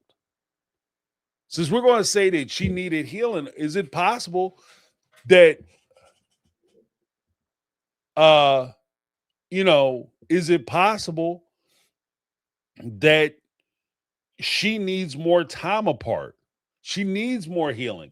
And here's my thing. And why I'm highlighting this and I'm spending so much time on it, especially with Janelle, is whether she goes back to Cody or not. Right? Whether she goes back to Cody or not. To me, that's a little immaterial. Why? Because part of healing isn't just getting past the person you broke up with. Part of healing is recognizing the what you liked, what you didn't like, what you need, what you absolutely don't need, what's healing and nurturing to your soul, to your mentality, your mental, to your psychology, and recognizing what's toxic as hell, killing you and soul sucking you from that other person. And those attributes, not the other person, the attributes of that person is what you learn from and what you're trying to avoid moving forward. So it's not just getting over Cody, it's getting over Cody and anybody like Cody. So when you start moving on and you start looking for another partner, that you don't basically leave Cody and just find another damn Cody. Maybe this next Cody will be tall and bald headed or, have a really good job, but he treats you the same way, in which case you haven't truly healed. And so when we talk about her being susceptible to a lot of the stuff that Cody's doing, where I get worried for Janelle, if she was my friend and I was watching this situation unfurl, where I would get worried isn't just the fact that she might go back out with this same dude who's going to cause the same problems because he hasn't really changed, because he has no inclination to change, nor has he been under pressure to change, because he basically went out, messed up, and you're taking him back off of him messing up, which is essentially telling him that whatever he did is okay and certainly not bad enough to deprive him of your presence. So I'm not just concerned about you going back to him. What I'm concerned about is that you tell him, buzz off, I'm done with you. And then next week you show up with a dude just like him, if not worse. So that's when I talk about like the healing process, I'm not just talking about healing to get past that one person. I'm talking about healing to get past him and people like him. So that's my 2 on that. When it comes to it, we got Mary in the house. Let's see what Mary has to say. Hey, James, this is Mary. Hey, I'm going to try to make this quick if I can. I believe Janelle Brown signed an NDA. And why do I believe that? Because in that apology tour, Apollo lied to her. Not once did Janelle go to bat for any of her 6 children. Yes, Garrison was wronged by him. Maddie's no contact with him. Janelle has been living with Maddie for almost 2 years, and Maddie is no contact with Janelle, ex-husband, her dad, and not once was there anything brought up about Cody getting help enough to be safe around grandchildren. Good God. Now, what I feel Janelle has done by not bringing up the children is that Cody's going to say, Maddie, what's your issue? I apologize to your mom for something I did, in the first year of marriage and that I didn't love her. Now she accepted it. So what's your problem? I think Janelle just threw all these children under the bus and dismissed all of their concerns with Cody by not bringing it up. Yeah, there's no reason why Janelle couldn't have brought up issues that some of the 13 children had. Well, what say you? Yeah, one of the hardest things, and this is why I say, like, I've said this before, like, if you believe in something, if you stand for something, make sure you believe in it, because you might be standing alone. When you take that stand, you might be standing alone. And it's very hard when you're looking at the kids, because the kids, for the most part, as crazy as it is, I think a lot of, and this is just my impression, I don't know for sure, I can't say for sure, but I get the impression that Janelle's kids, Christine's kids, a lot of their complications with their dad are revolving around the support they were given to their moms. So to say that, I don't think that it's completely without merit when Cody says, like, you guys could have made my situation with the kids easier, which would have required the wives to go to the kids and say, how your dad is treating me is okay. The fact your dad neglects me, ignores me, steals my money, that's okay. Don't be mad at him for that. I signed up for this. That's what I signed up for. That's what would be required. That's where it becomes their fault. Right? But when it comes to that, if the kids are saying, I don't like how you're treating my mom, and they stand on the square for their mom, and a mom turns around and goes back, I don't think it's just the fact that you feel the betrayal because I stood up for you and you turned your back on me and basically went back to him. I am concerned. If I want to be frank, I'll be blunt. I would be concerned because there's a switch that happens in that situation where you look at your mom or you look at your dad in that situation and you don't see them as the authority anymore. You don't see them as a knowledgeable, smart person. It starts to make you question them. Like, why would you keep putting yourself back into this situation? Like, I went to war for you, so I understand what you were going through. Maddie, especially, she's in that situation partly because she watched her mom, like Janelle, the stoic, never really showing a whole lot of emotion on camera, broke down crying after the argument with Cody about she didn't know what she was going to do. She didn't have any money. She was basically broke and destitute. Everything she had was tied up into the Brown family finances, which Cody had control of. And she didn't feel like she could get any money out of it. All her money was tied up in Cody's house. She had money tied up on Cowdy Pass. And if he didn't want to sell Cowdy Pass, there's nothing she could do to force the sale. And she was basically screwed. She got on TV. The woman who never shows any type of emotion got on TV and cried about it, broke down and cried about it. So you can't tell me she didn't call Maddie up and did the same thing, or Gabe and did the same thing. Only to go back and then tell those children who are standing on the square for you and defending you and supporting you and listening to your stories about how he treated you, only for you to go back and say, yeah, I'm going back to him. It'll not only hurt their feelings because you're their mom and they care about you, but it makes them look at you different. Like, let's call it what it is. It will make them look at you different. Like, I can't believe you were doing this to yourself. Like, you were just crying a couple of years ago that he destroyed you. And now you're talking about he's a good, what are you talking about? You saw how he treated my brothers. You saw how he treated Savannah. When he got in an argument with you, he stopped talking to Savannah altogether. And they very well, like, you might not be willing to stand up for your kids, but the kids might stand up for each other. And that would be a concern. But let me go to Mary's part 2. Hey, James, this is Mary again. About this Janelle meetup. She drives an hour and a half, has to drive home for another hour and a half to meet up with him.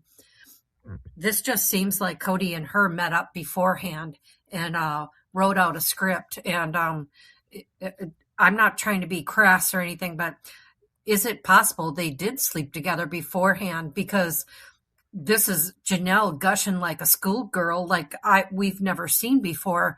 And it's about Cody apologizing. This is crazy. She lost her brain or something. I have absolutely no idea what's going on. And then this week in her coaching, she says something about, being your own person and doing, coming into your own. I'm sorry, but she just regressed 30 years, in my opinion.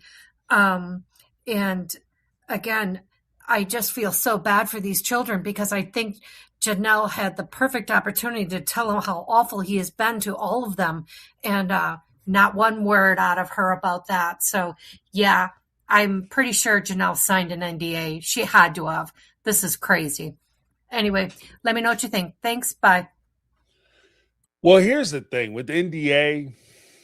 I think you might be right. And the reason why I say that is because if you listen to Janelle talk about Mary when she was talking about cutting Mary out of Coyote Pass, she was talking about cutting Mary out of Coyote Pass because Cody and Robin had asked Mary to sign an NDA so they couldn't talk about Coyote Pass anymore and probably other things.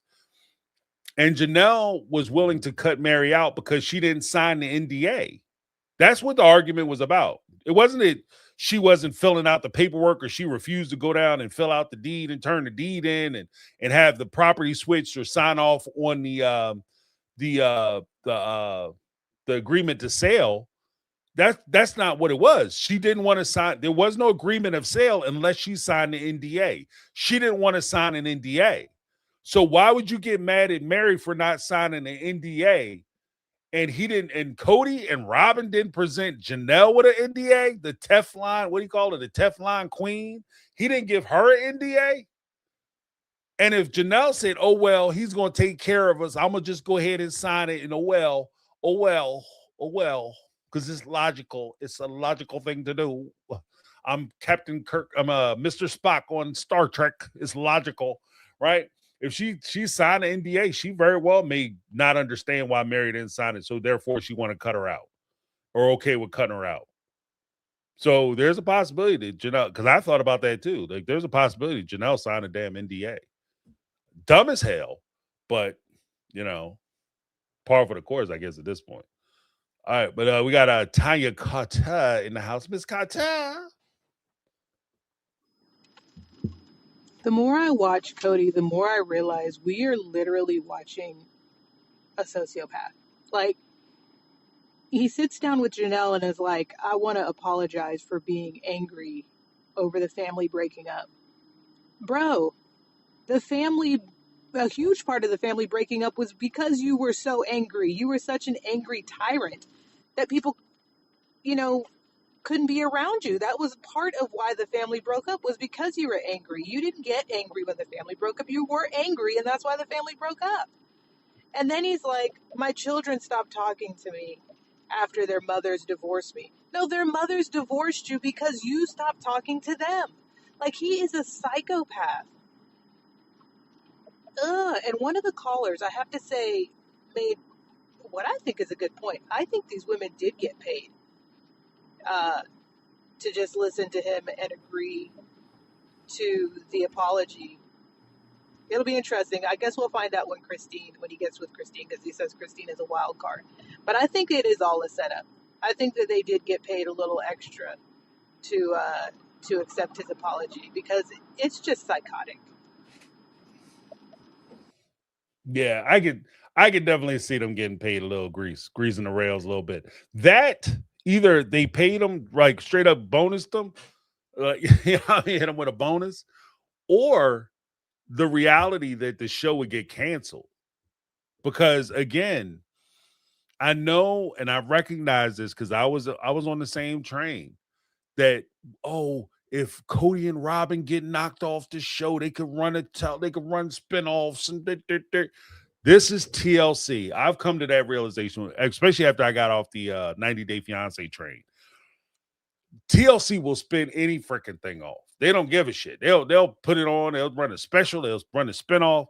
And to be honest with you, I think by doing the show the way they have and talking to the people the way they have, they recognize that there's nothing there for a spinoff.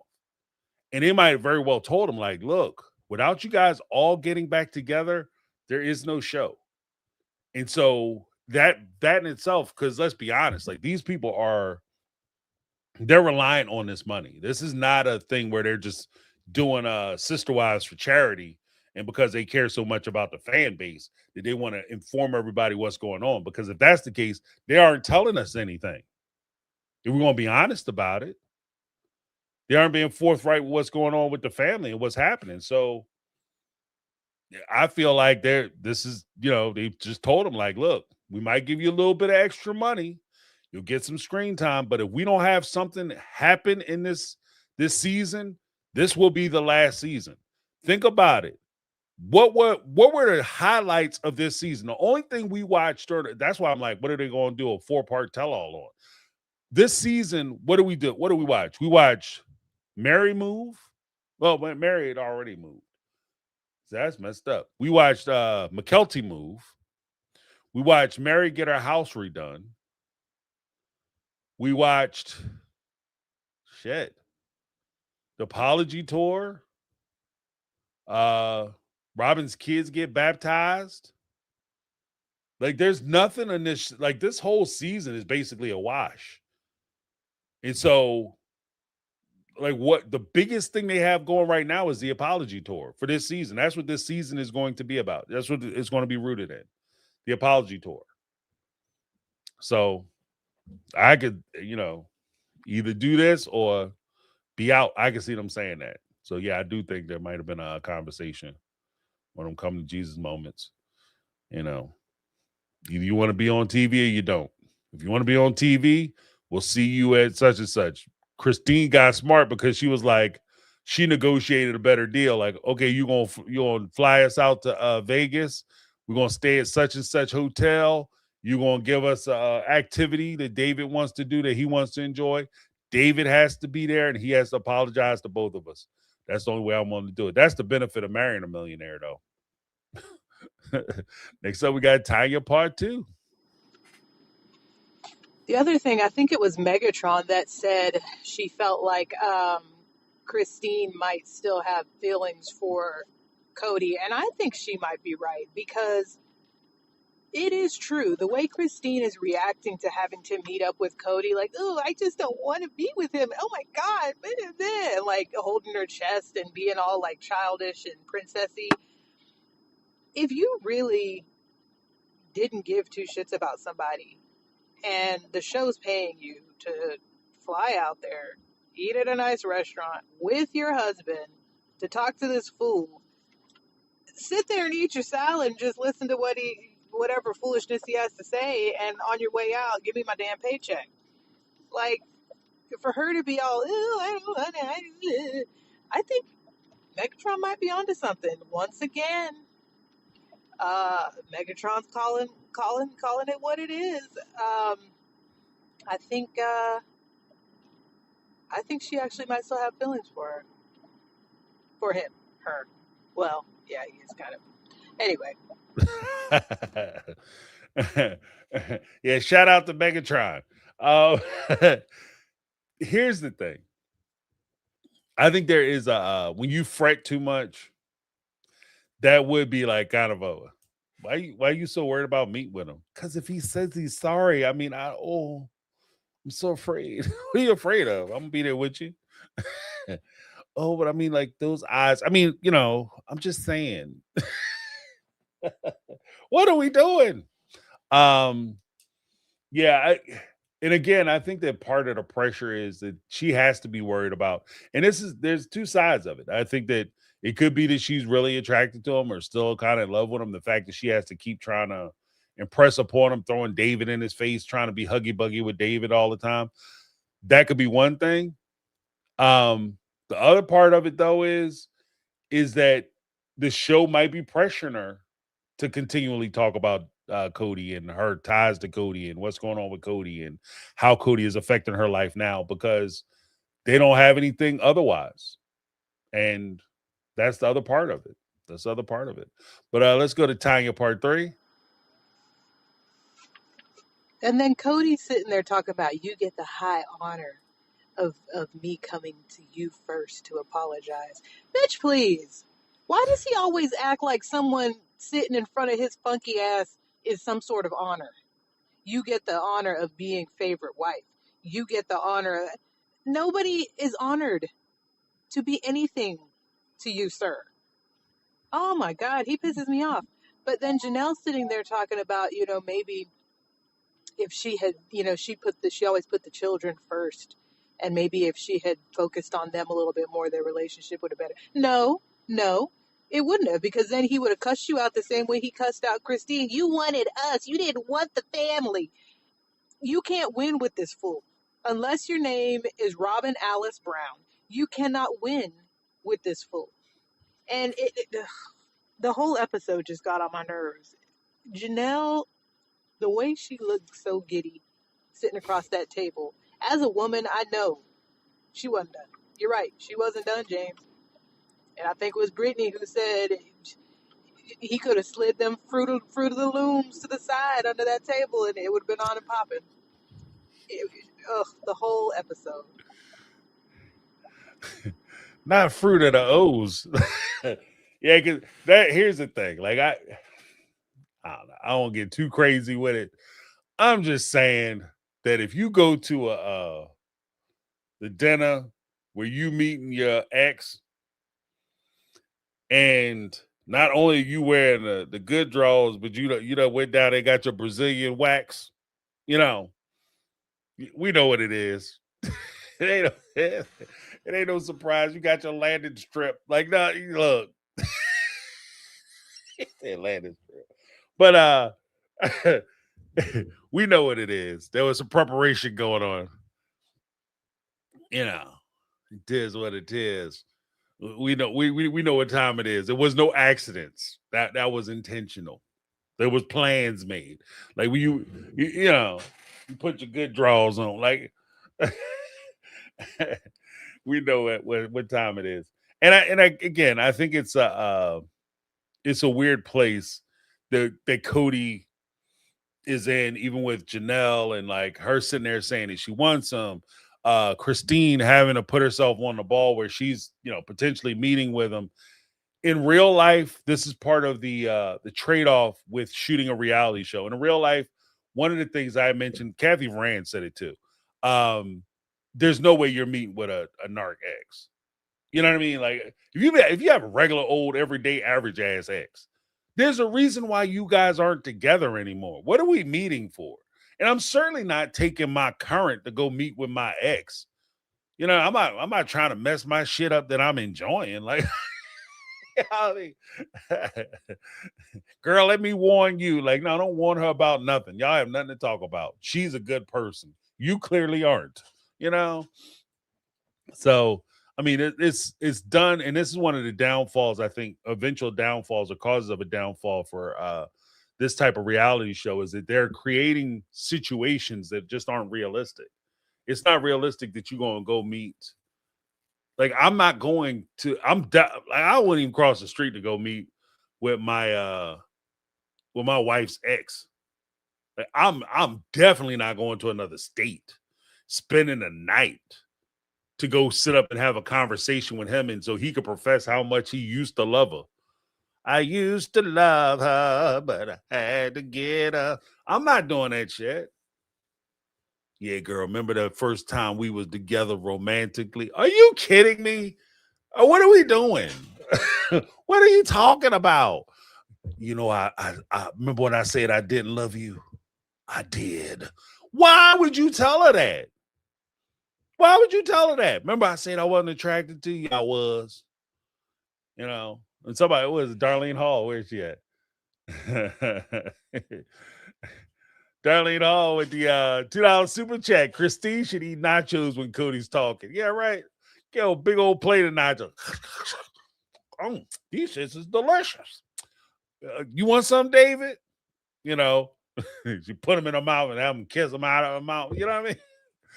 Just the best for Cody. But even then, like, who pays that much? Like, who does that to, like, I don't know. That's when you start wondering, like, you are putting a lot of attention into trying to annoy this dude. What's going on? But yeah. But yeah, she should. I'm all for getting a big old plate of nachos. Like, you know, you thought it was unattractive. David loves it. But I guess maybe that's why he's your husband. Well, let me give Darlene a little something.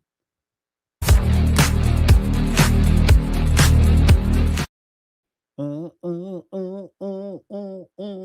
right. Then we have let's see, Tanya Carter, part 4. And finally, Robin. Robin pisses me off with her smug ass sitting there being judgy and gloating Girl, you are in no position to be gloating. You have not gotten the prize. You can't stand that man and don't want him touching you, sitting there talking about, I feel sorry for anybody that's on the dating scene right now. You know what? If Janelle wanted your man, she could take your man. If any woman, if any of those girls that were at Special Forces wanted your man, they could take your man. Don't sit there and act like your shit don't stink and that your stuff is so secure. Because it's not. It's not.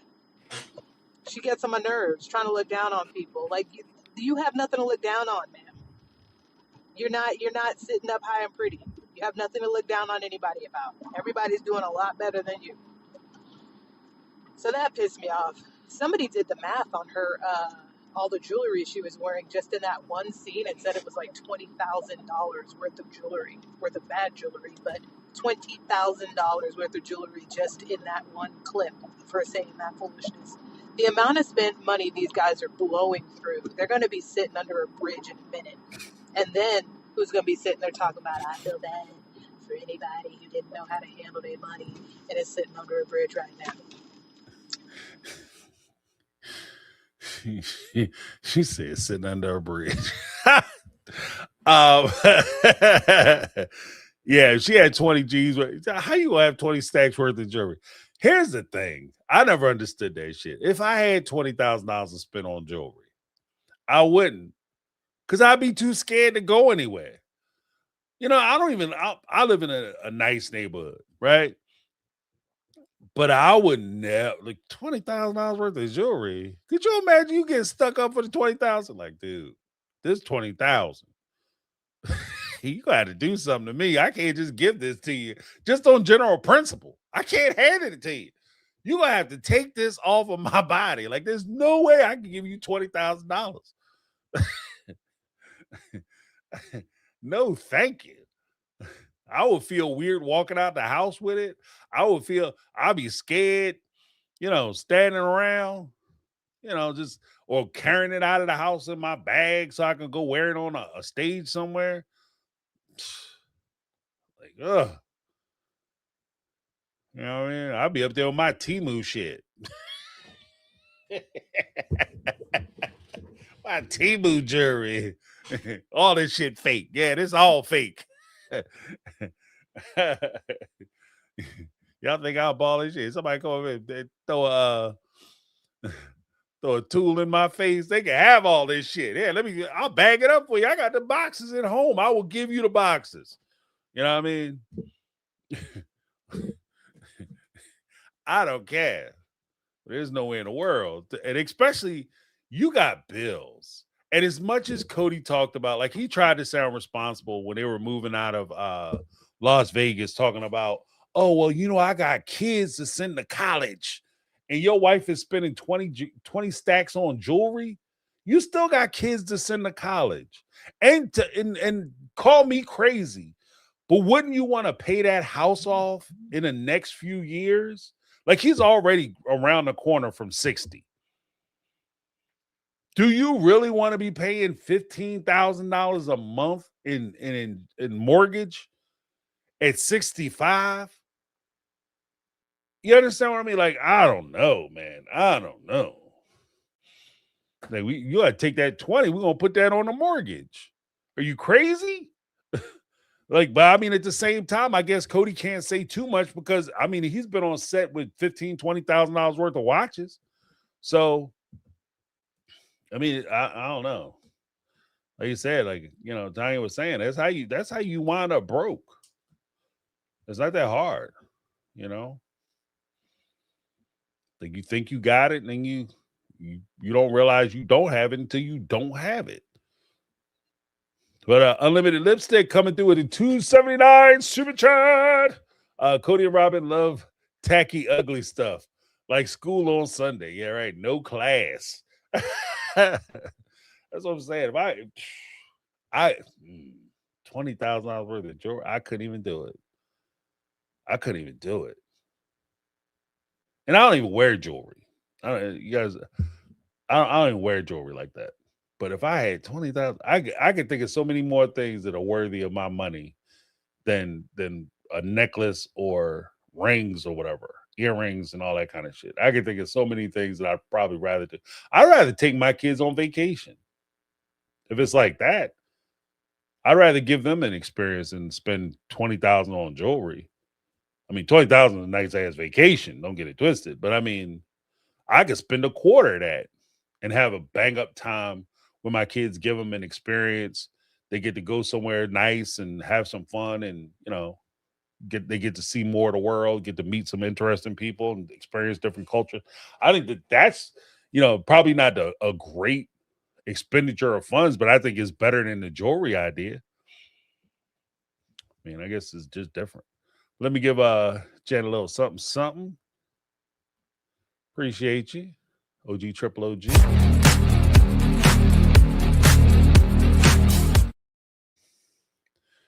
Yeah. Megan Ray said what I was just thinking. She could wear any of that fugly ass jewelry from my sister wife's closet you've been selling still online. You don't even wear your shit. You don't even wear your shit. I can see if you had $20,000 of your drip on. That makes sense to me. Yeah, this is my new fall collection. You see how I just catch the light just right? Yeah, you can get this mysisterwifecloset.com into promo code rip your ass off. Because we're not going to send you the jewelry. Just understand that. You just donated that money. It's over, as my boy said. It's over. You just got, my friend. I just know. I don't know. They different people. But next up, we have Anonymous. Hey, James and My Take fam. I was just watching last episode, and something really struck me. I think that with Cody, nothing the women could have done would have been right. And here's why I think that is. So for Janelle, he says, we didn't work out because you were focused on the family, not on our relationship. Remember when he went on that anniversary trip with Christine to Galveston, and she wanted to focus on their relationship, and he was like, no, you need to focus on the family. For us to be good, we have to focus on the family. So obviously, it's different stories for different women.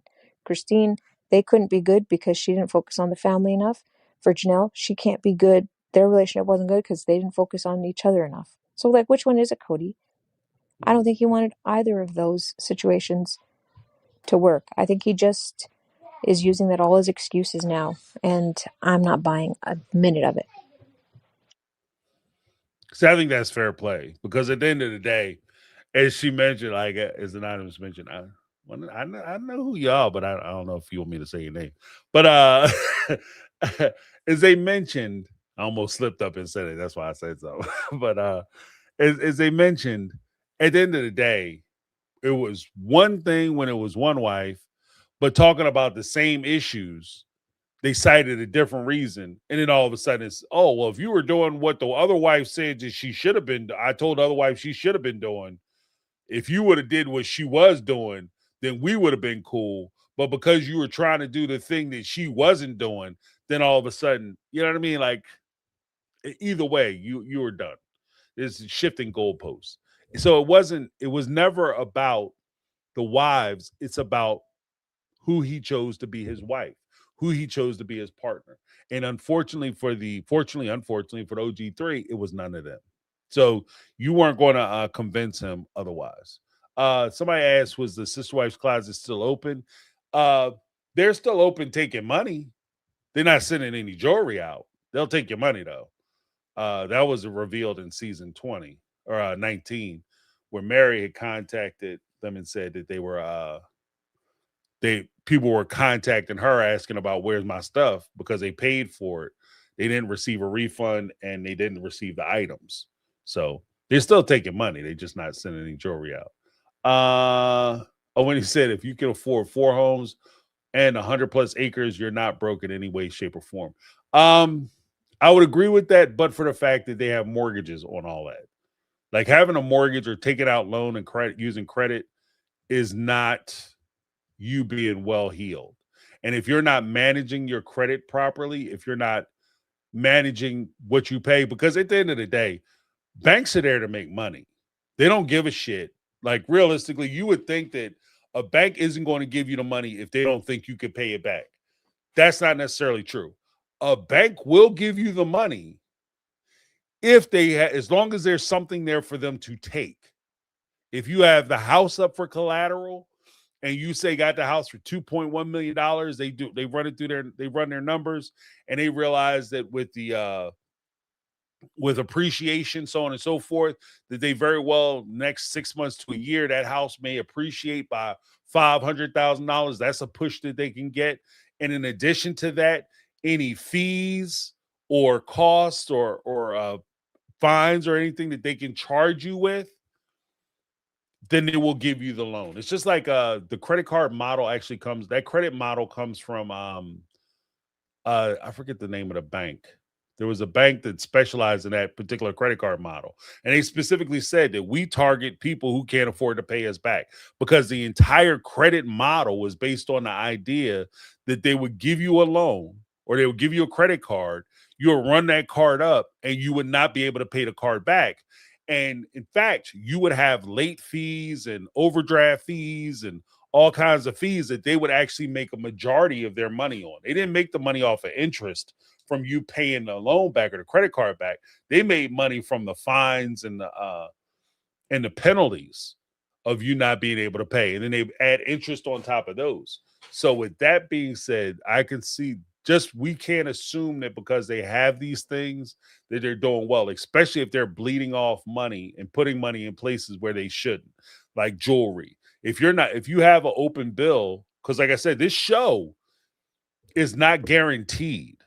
So they make hundreds of thousands of dollars. They make them, even if they make $1 million a piece for the season, that's before taxes.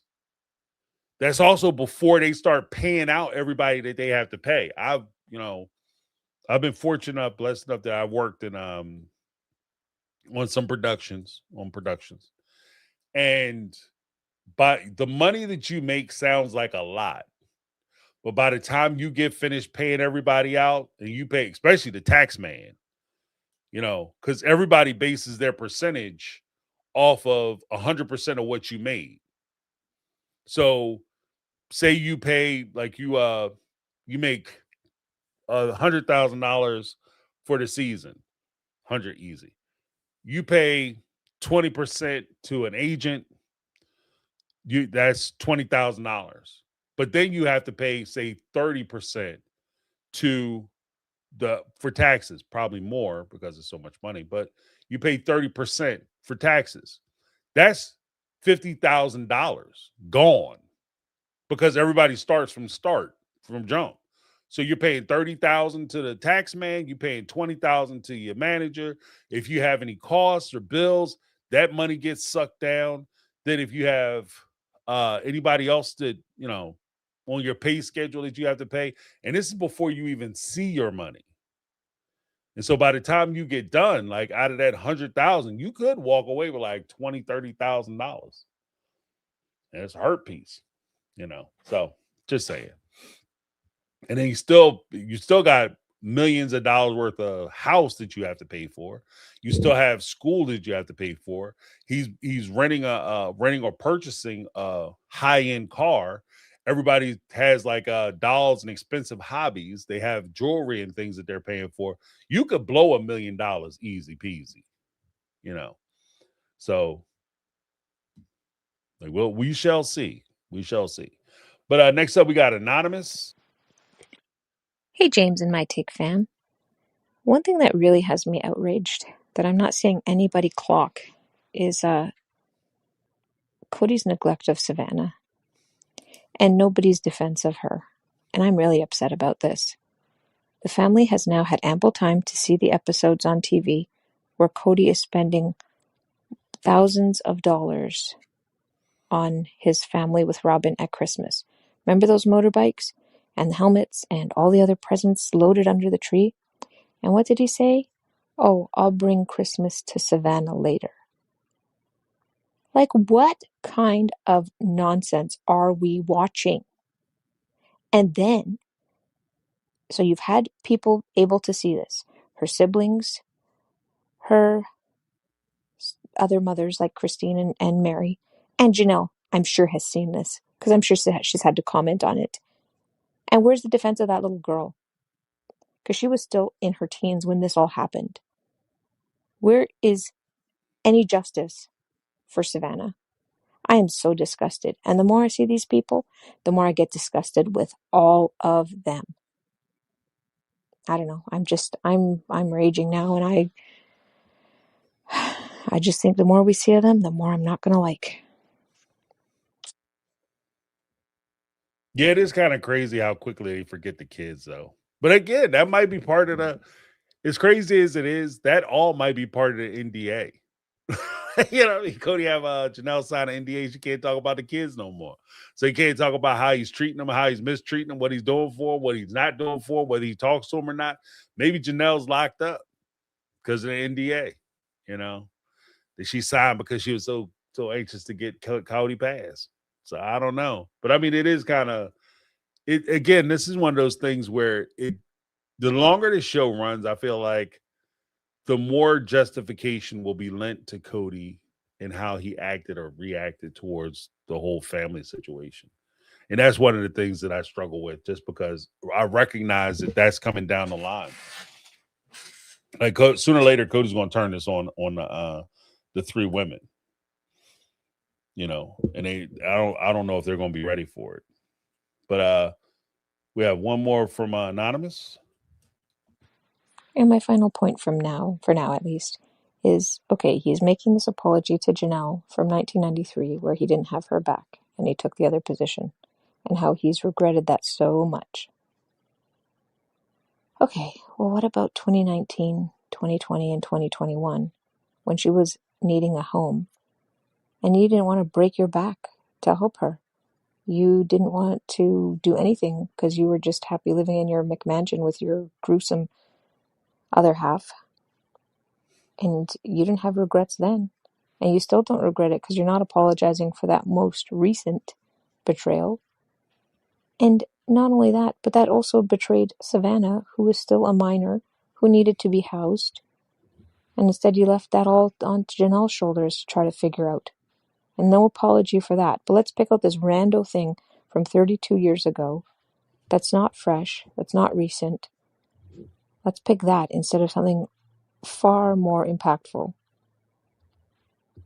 This show, it's too much, and I'm not buying any of this apology to her. And I hope if anyone does, please, just look at his actions. Don't listen to his words. I think that's good advice.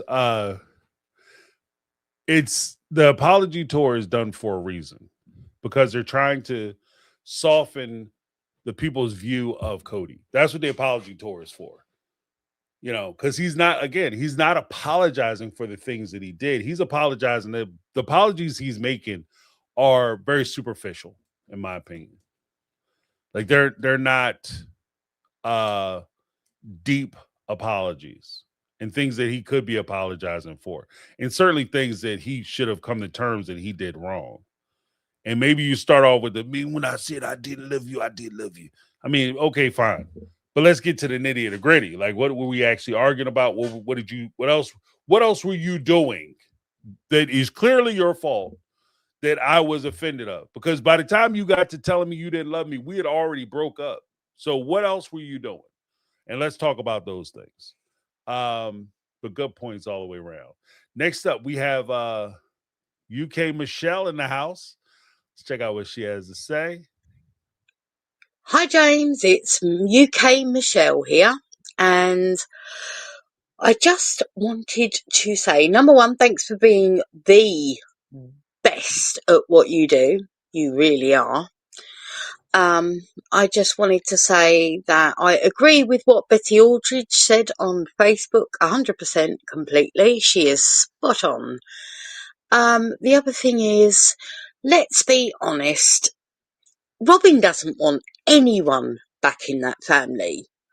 She's smug, self-satisfied, full of her own hype. She's got nothing to say. She says it too loud while looking everywhere else in the room except for where she should be looking. The woman is pure manipulation in a skin suit. That is who she is. And she has got the cream of the crop with Crody, hasn't she? Yeah. Yeah. If that is a prize, I'm giving my tickets back. Every single time. The man is a complete douche canoe. He doesn't care about anyone else's perspective but his own. They are both selfish, selfish, selfish. Cannot stand either of them. I had hoped for a bit of something that was a saving grace for them, but they're not capable. Everything is about them. Them. Oh no, she got cut off. But yeah, I love talking to people from different countries because I love the sayings that they have. Douche canoe, classic. That's awesome. Um, yeah, like I said, I think that the whole apology tour, even though it's hyped up, I don't think it's going to accomplish the things that they wanted to accomplish. And if anything, I think it's going to come off more insulting than if he had not apologized at all. So we shall see. We shall see. But yeah, thank you for calling in, Michelle. Always love hearing from you. Douche canoe, awesome.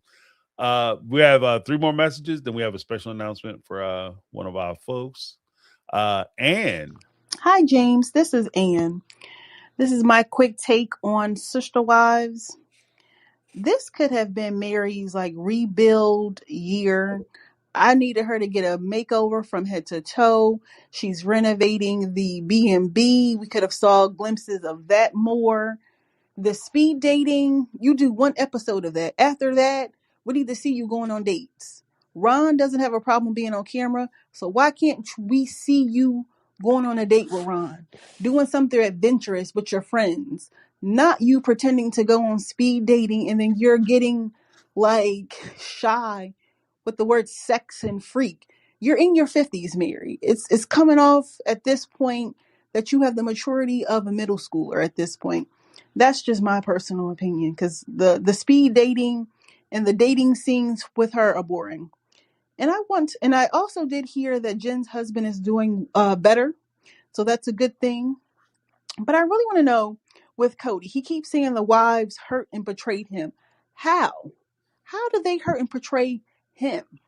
Let's talk about all the things that you've done to your ex-wives and your children to betray and hurt them. Let's start there. Mm, mm.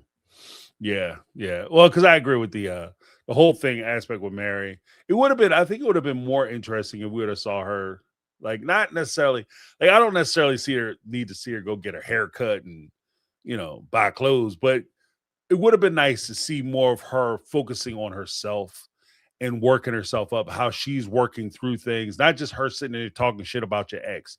That's not you working on yourself, right?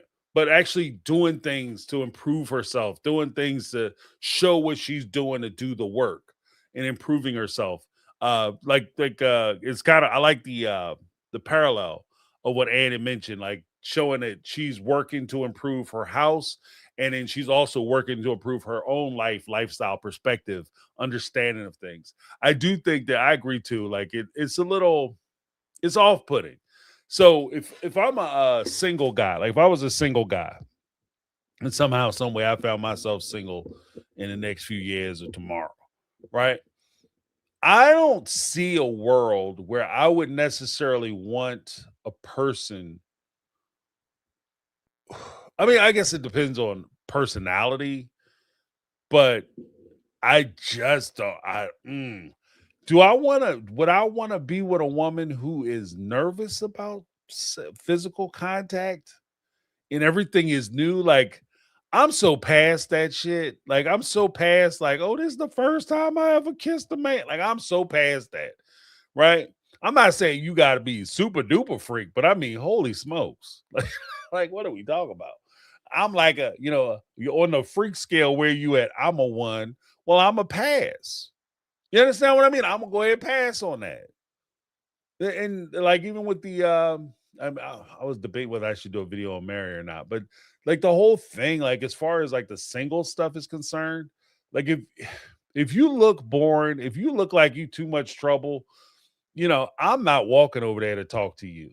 If you look like, especially if you look mean and nasty, why am I walking over there to get embarrassed? So I got to walk back across the place when I'm passing 4 or 5 tables where the people are sitting there having fun at a singles event. Why am I going to put myself out like, oh, look, there's Mary. She's on a show about polygamy.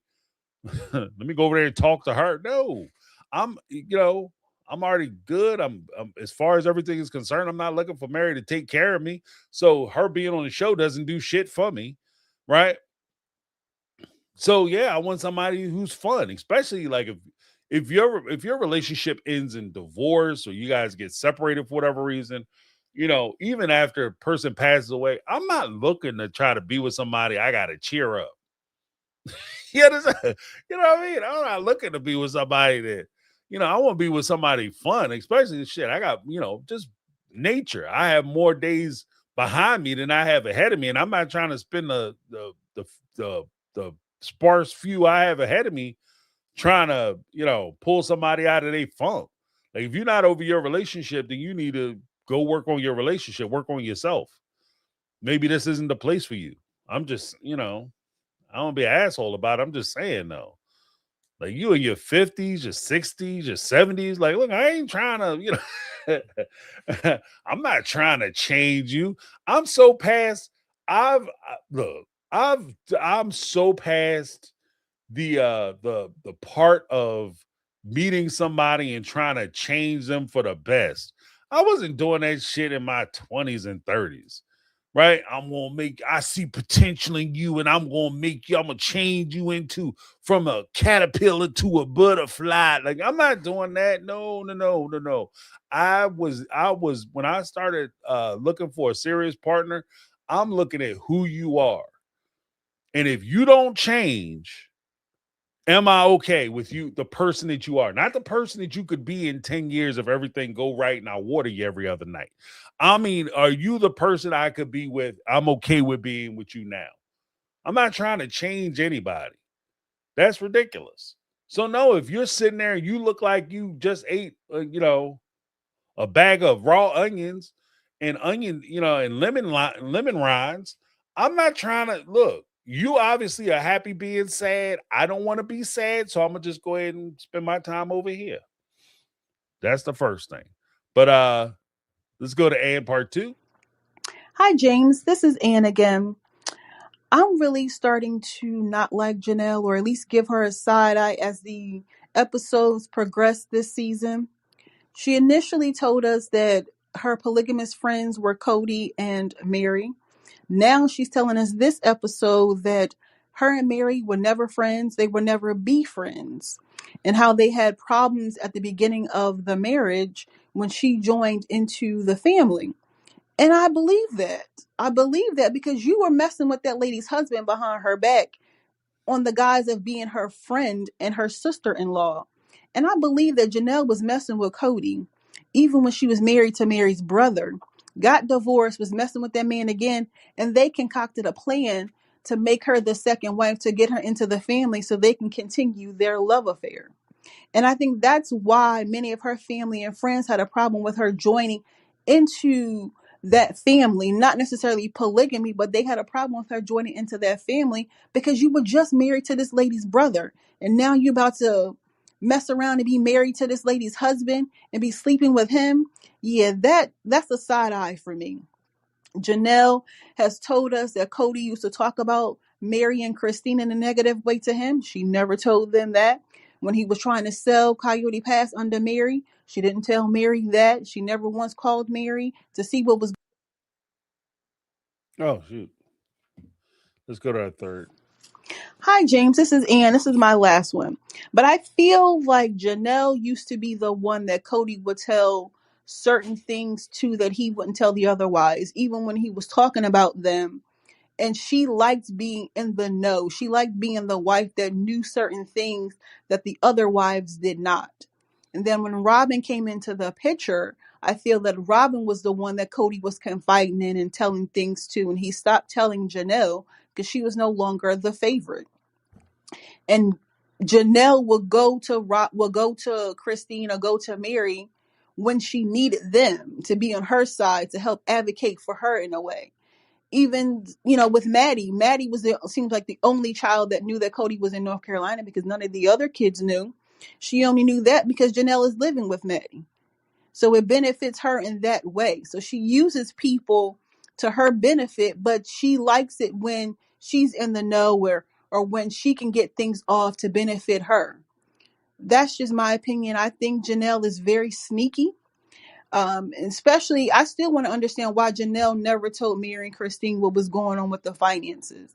Because as we know, Cody was trying to throw her under the bus in regards to the family finances, but yet she's still kissing his behind in this meeting with him. But that's just my quick take. All right. Well, thank you very much, Ann, for your quick take. With regard to that, I think that there's a lot of weaknesses in the statement as far as they were friends before and where they wound up and how cool it was. At the end of the day, one of the things that I always found fascinating was that they always try to make the argument that the wives have ultimate veto power when it comes to additional wives joining the family. Apparently, that's not the case because her and Barry were not friends. Mary didn't support Janelle coming into the family. She wasn't a fan. The reason why they were having the disagreements they were having is because Mary didn't want Janelle in the family, but she showed up anyway. So, I mean, I think that the deck was already stacked against them being able to associate with one another.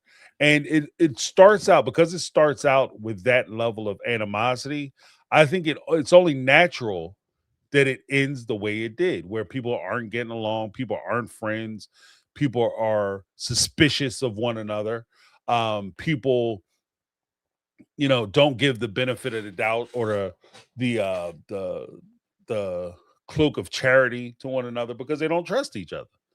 Because there's so much pain that's involved with them, how they started. And I think that that's part of it too. That becomes, because how you start isn't just how you finish, but it's also how you establish the culture of a thing, an organization, of a family. So if your culture is that you look out for you and you can hurt somebody else who wants to come into the family, and you don't give a shit what's happening with them as long as you're benefiting, then that's the culture of the family. So when Robin comes into the family and she does the same thing, she's just merely expressing the culture of the family, which already exists. The only real difference at that point is that she's better at it because Cody has favor for her. And that's one of the complications of the longer this show goes on, it will reach a part where, and this is the thing that I'm concerned about, it will reach a portion where the tables will turn. And the OG3 are going to be the ones who have stuff to explain. And that's why I was saying that if they have something to say, if they have books that they're trying to sell, if they have stories they need to tell, y'all need to tell them stories now. Because you're losing the audience, just as a quick aside. Like, I think y'all are losing the audience. But thank you guys so much for calling in and leaving the messages. Those are the speak pipes. But before we go, I want to make sure I give a couple announcements. First announcement, it's Vixen's birthday this Sunday.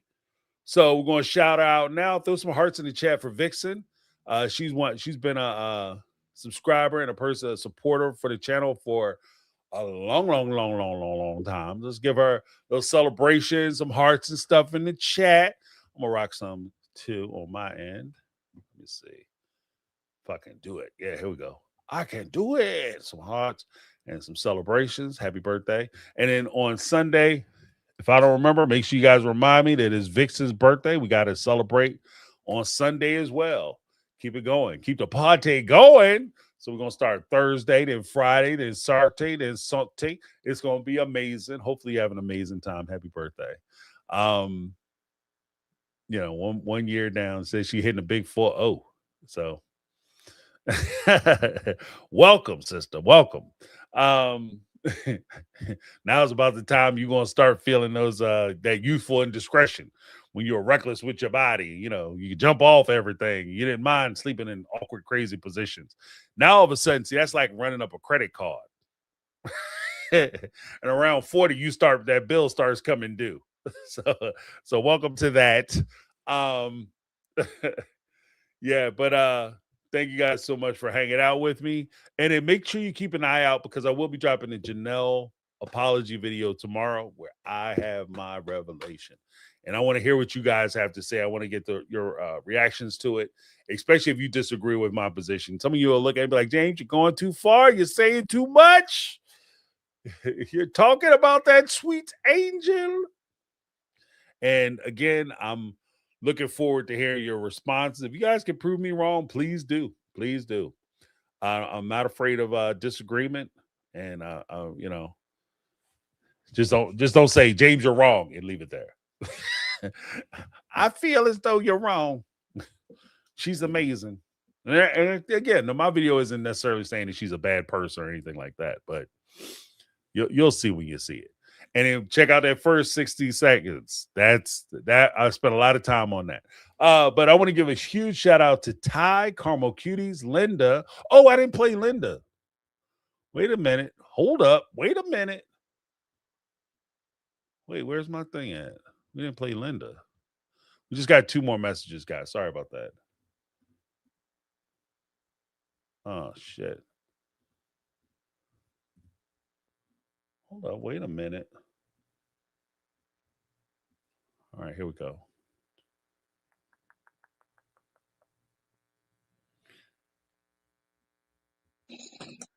Good morning, James. It's Linda. I want to bring up a topic that maybe we could discuss on Tuesday because my weekends are pretty booked, and this week has been a very eventful week. My team, my CERT team that I told you that we volunteer for the Veterans Day Parade, we won an award and stuff like that. And, with lifing and family stuff, been running around. So I've been listening to your last 2 episodes, and everyone is hitting the nail on the head. But I read something that kind of resonated with me, and it's making sense. And I think we've been dancing around it because we really haven't gotten to it. But I believe that Cody is the Mary in his relationship to Robin. Remember how Mary would try to do things to get Cody's approval, to get him to look at her, to get him to give attention.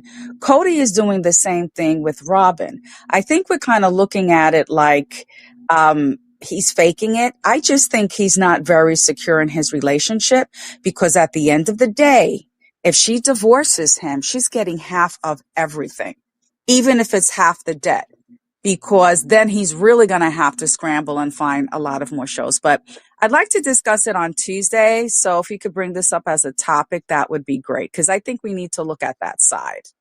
Have a great day. All right.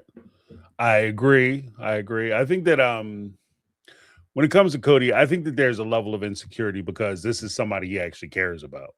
And that's the subtle difference. When you have it's easy to do a lot of things when you don't care about your partner. You don't care whether you retain a relationship or not. You're not solidly invested in a relationship. With Robin, he's not only financially invested, but I think he's emotionally invested in her as well. And from what I understand, there was a conversation not only from Cody, but with the wives talking about her spending habits. And she flat out threatened everybody and said, look, I will divorce Cody. I will leave the family and I will take half the money. So, I mean, it's out there that she has a propensity to do it. So clearly, I think that kind of goes into the mix as well. I thought Linda had another thing. Let me just check. I can't find it.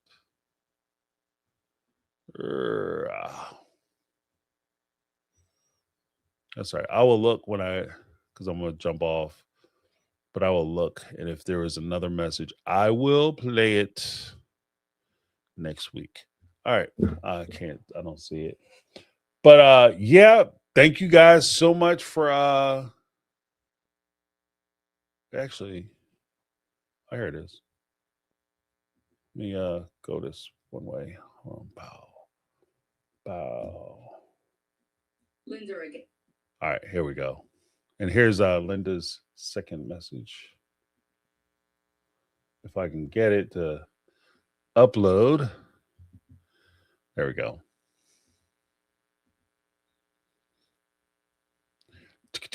Here we go. Linda again. What I also was thinking about, because I was reading the comments, and a lot of people, well, a lot of my take on reality family feel that, we're adding to TLC's pockets, we're adding to Cody and Robin's pockets. And, I can't get over the fact that his son blew his brains out, and TLC is still continuing with the show, still trying to validate him. There's nothing that he could do to take the blood off of his hands and Robin's hands as well. I mean, we also saw how they handled that 3 episode arc, and no one really, when I mean no one, I mean Cody and Robin and even those kids.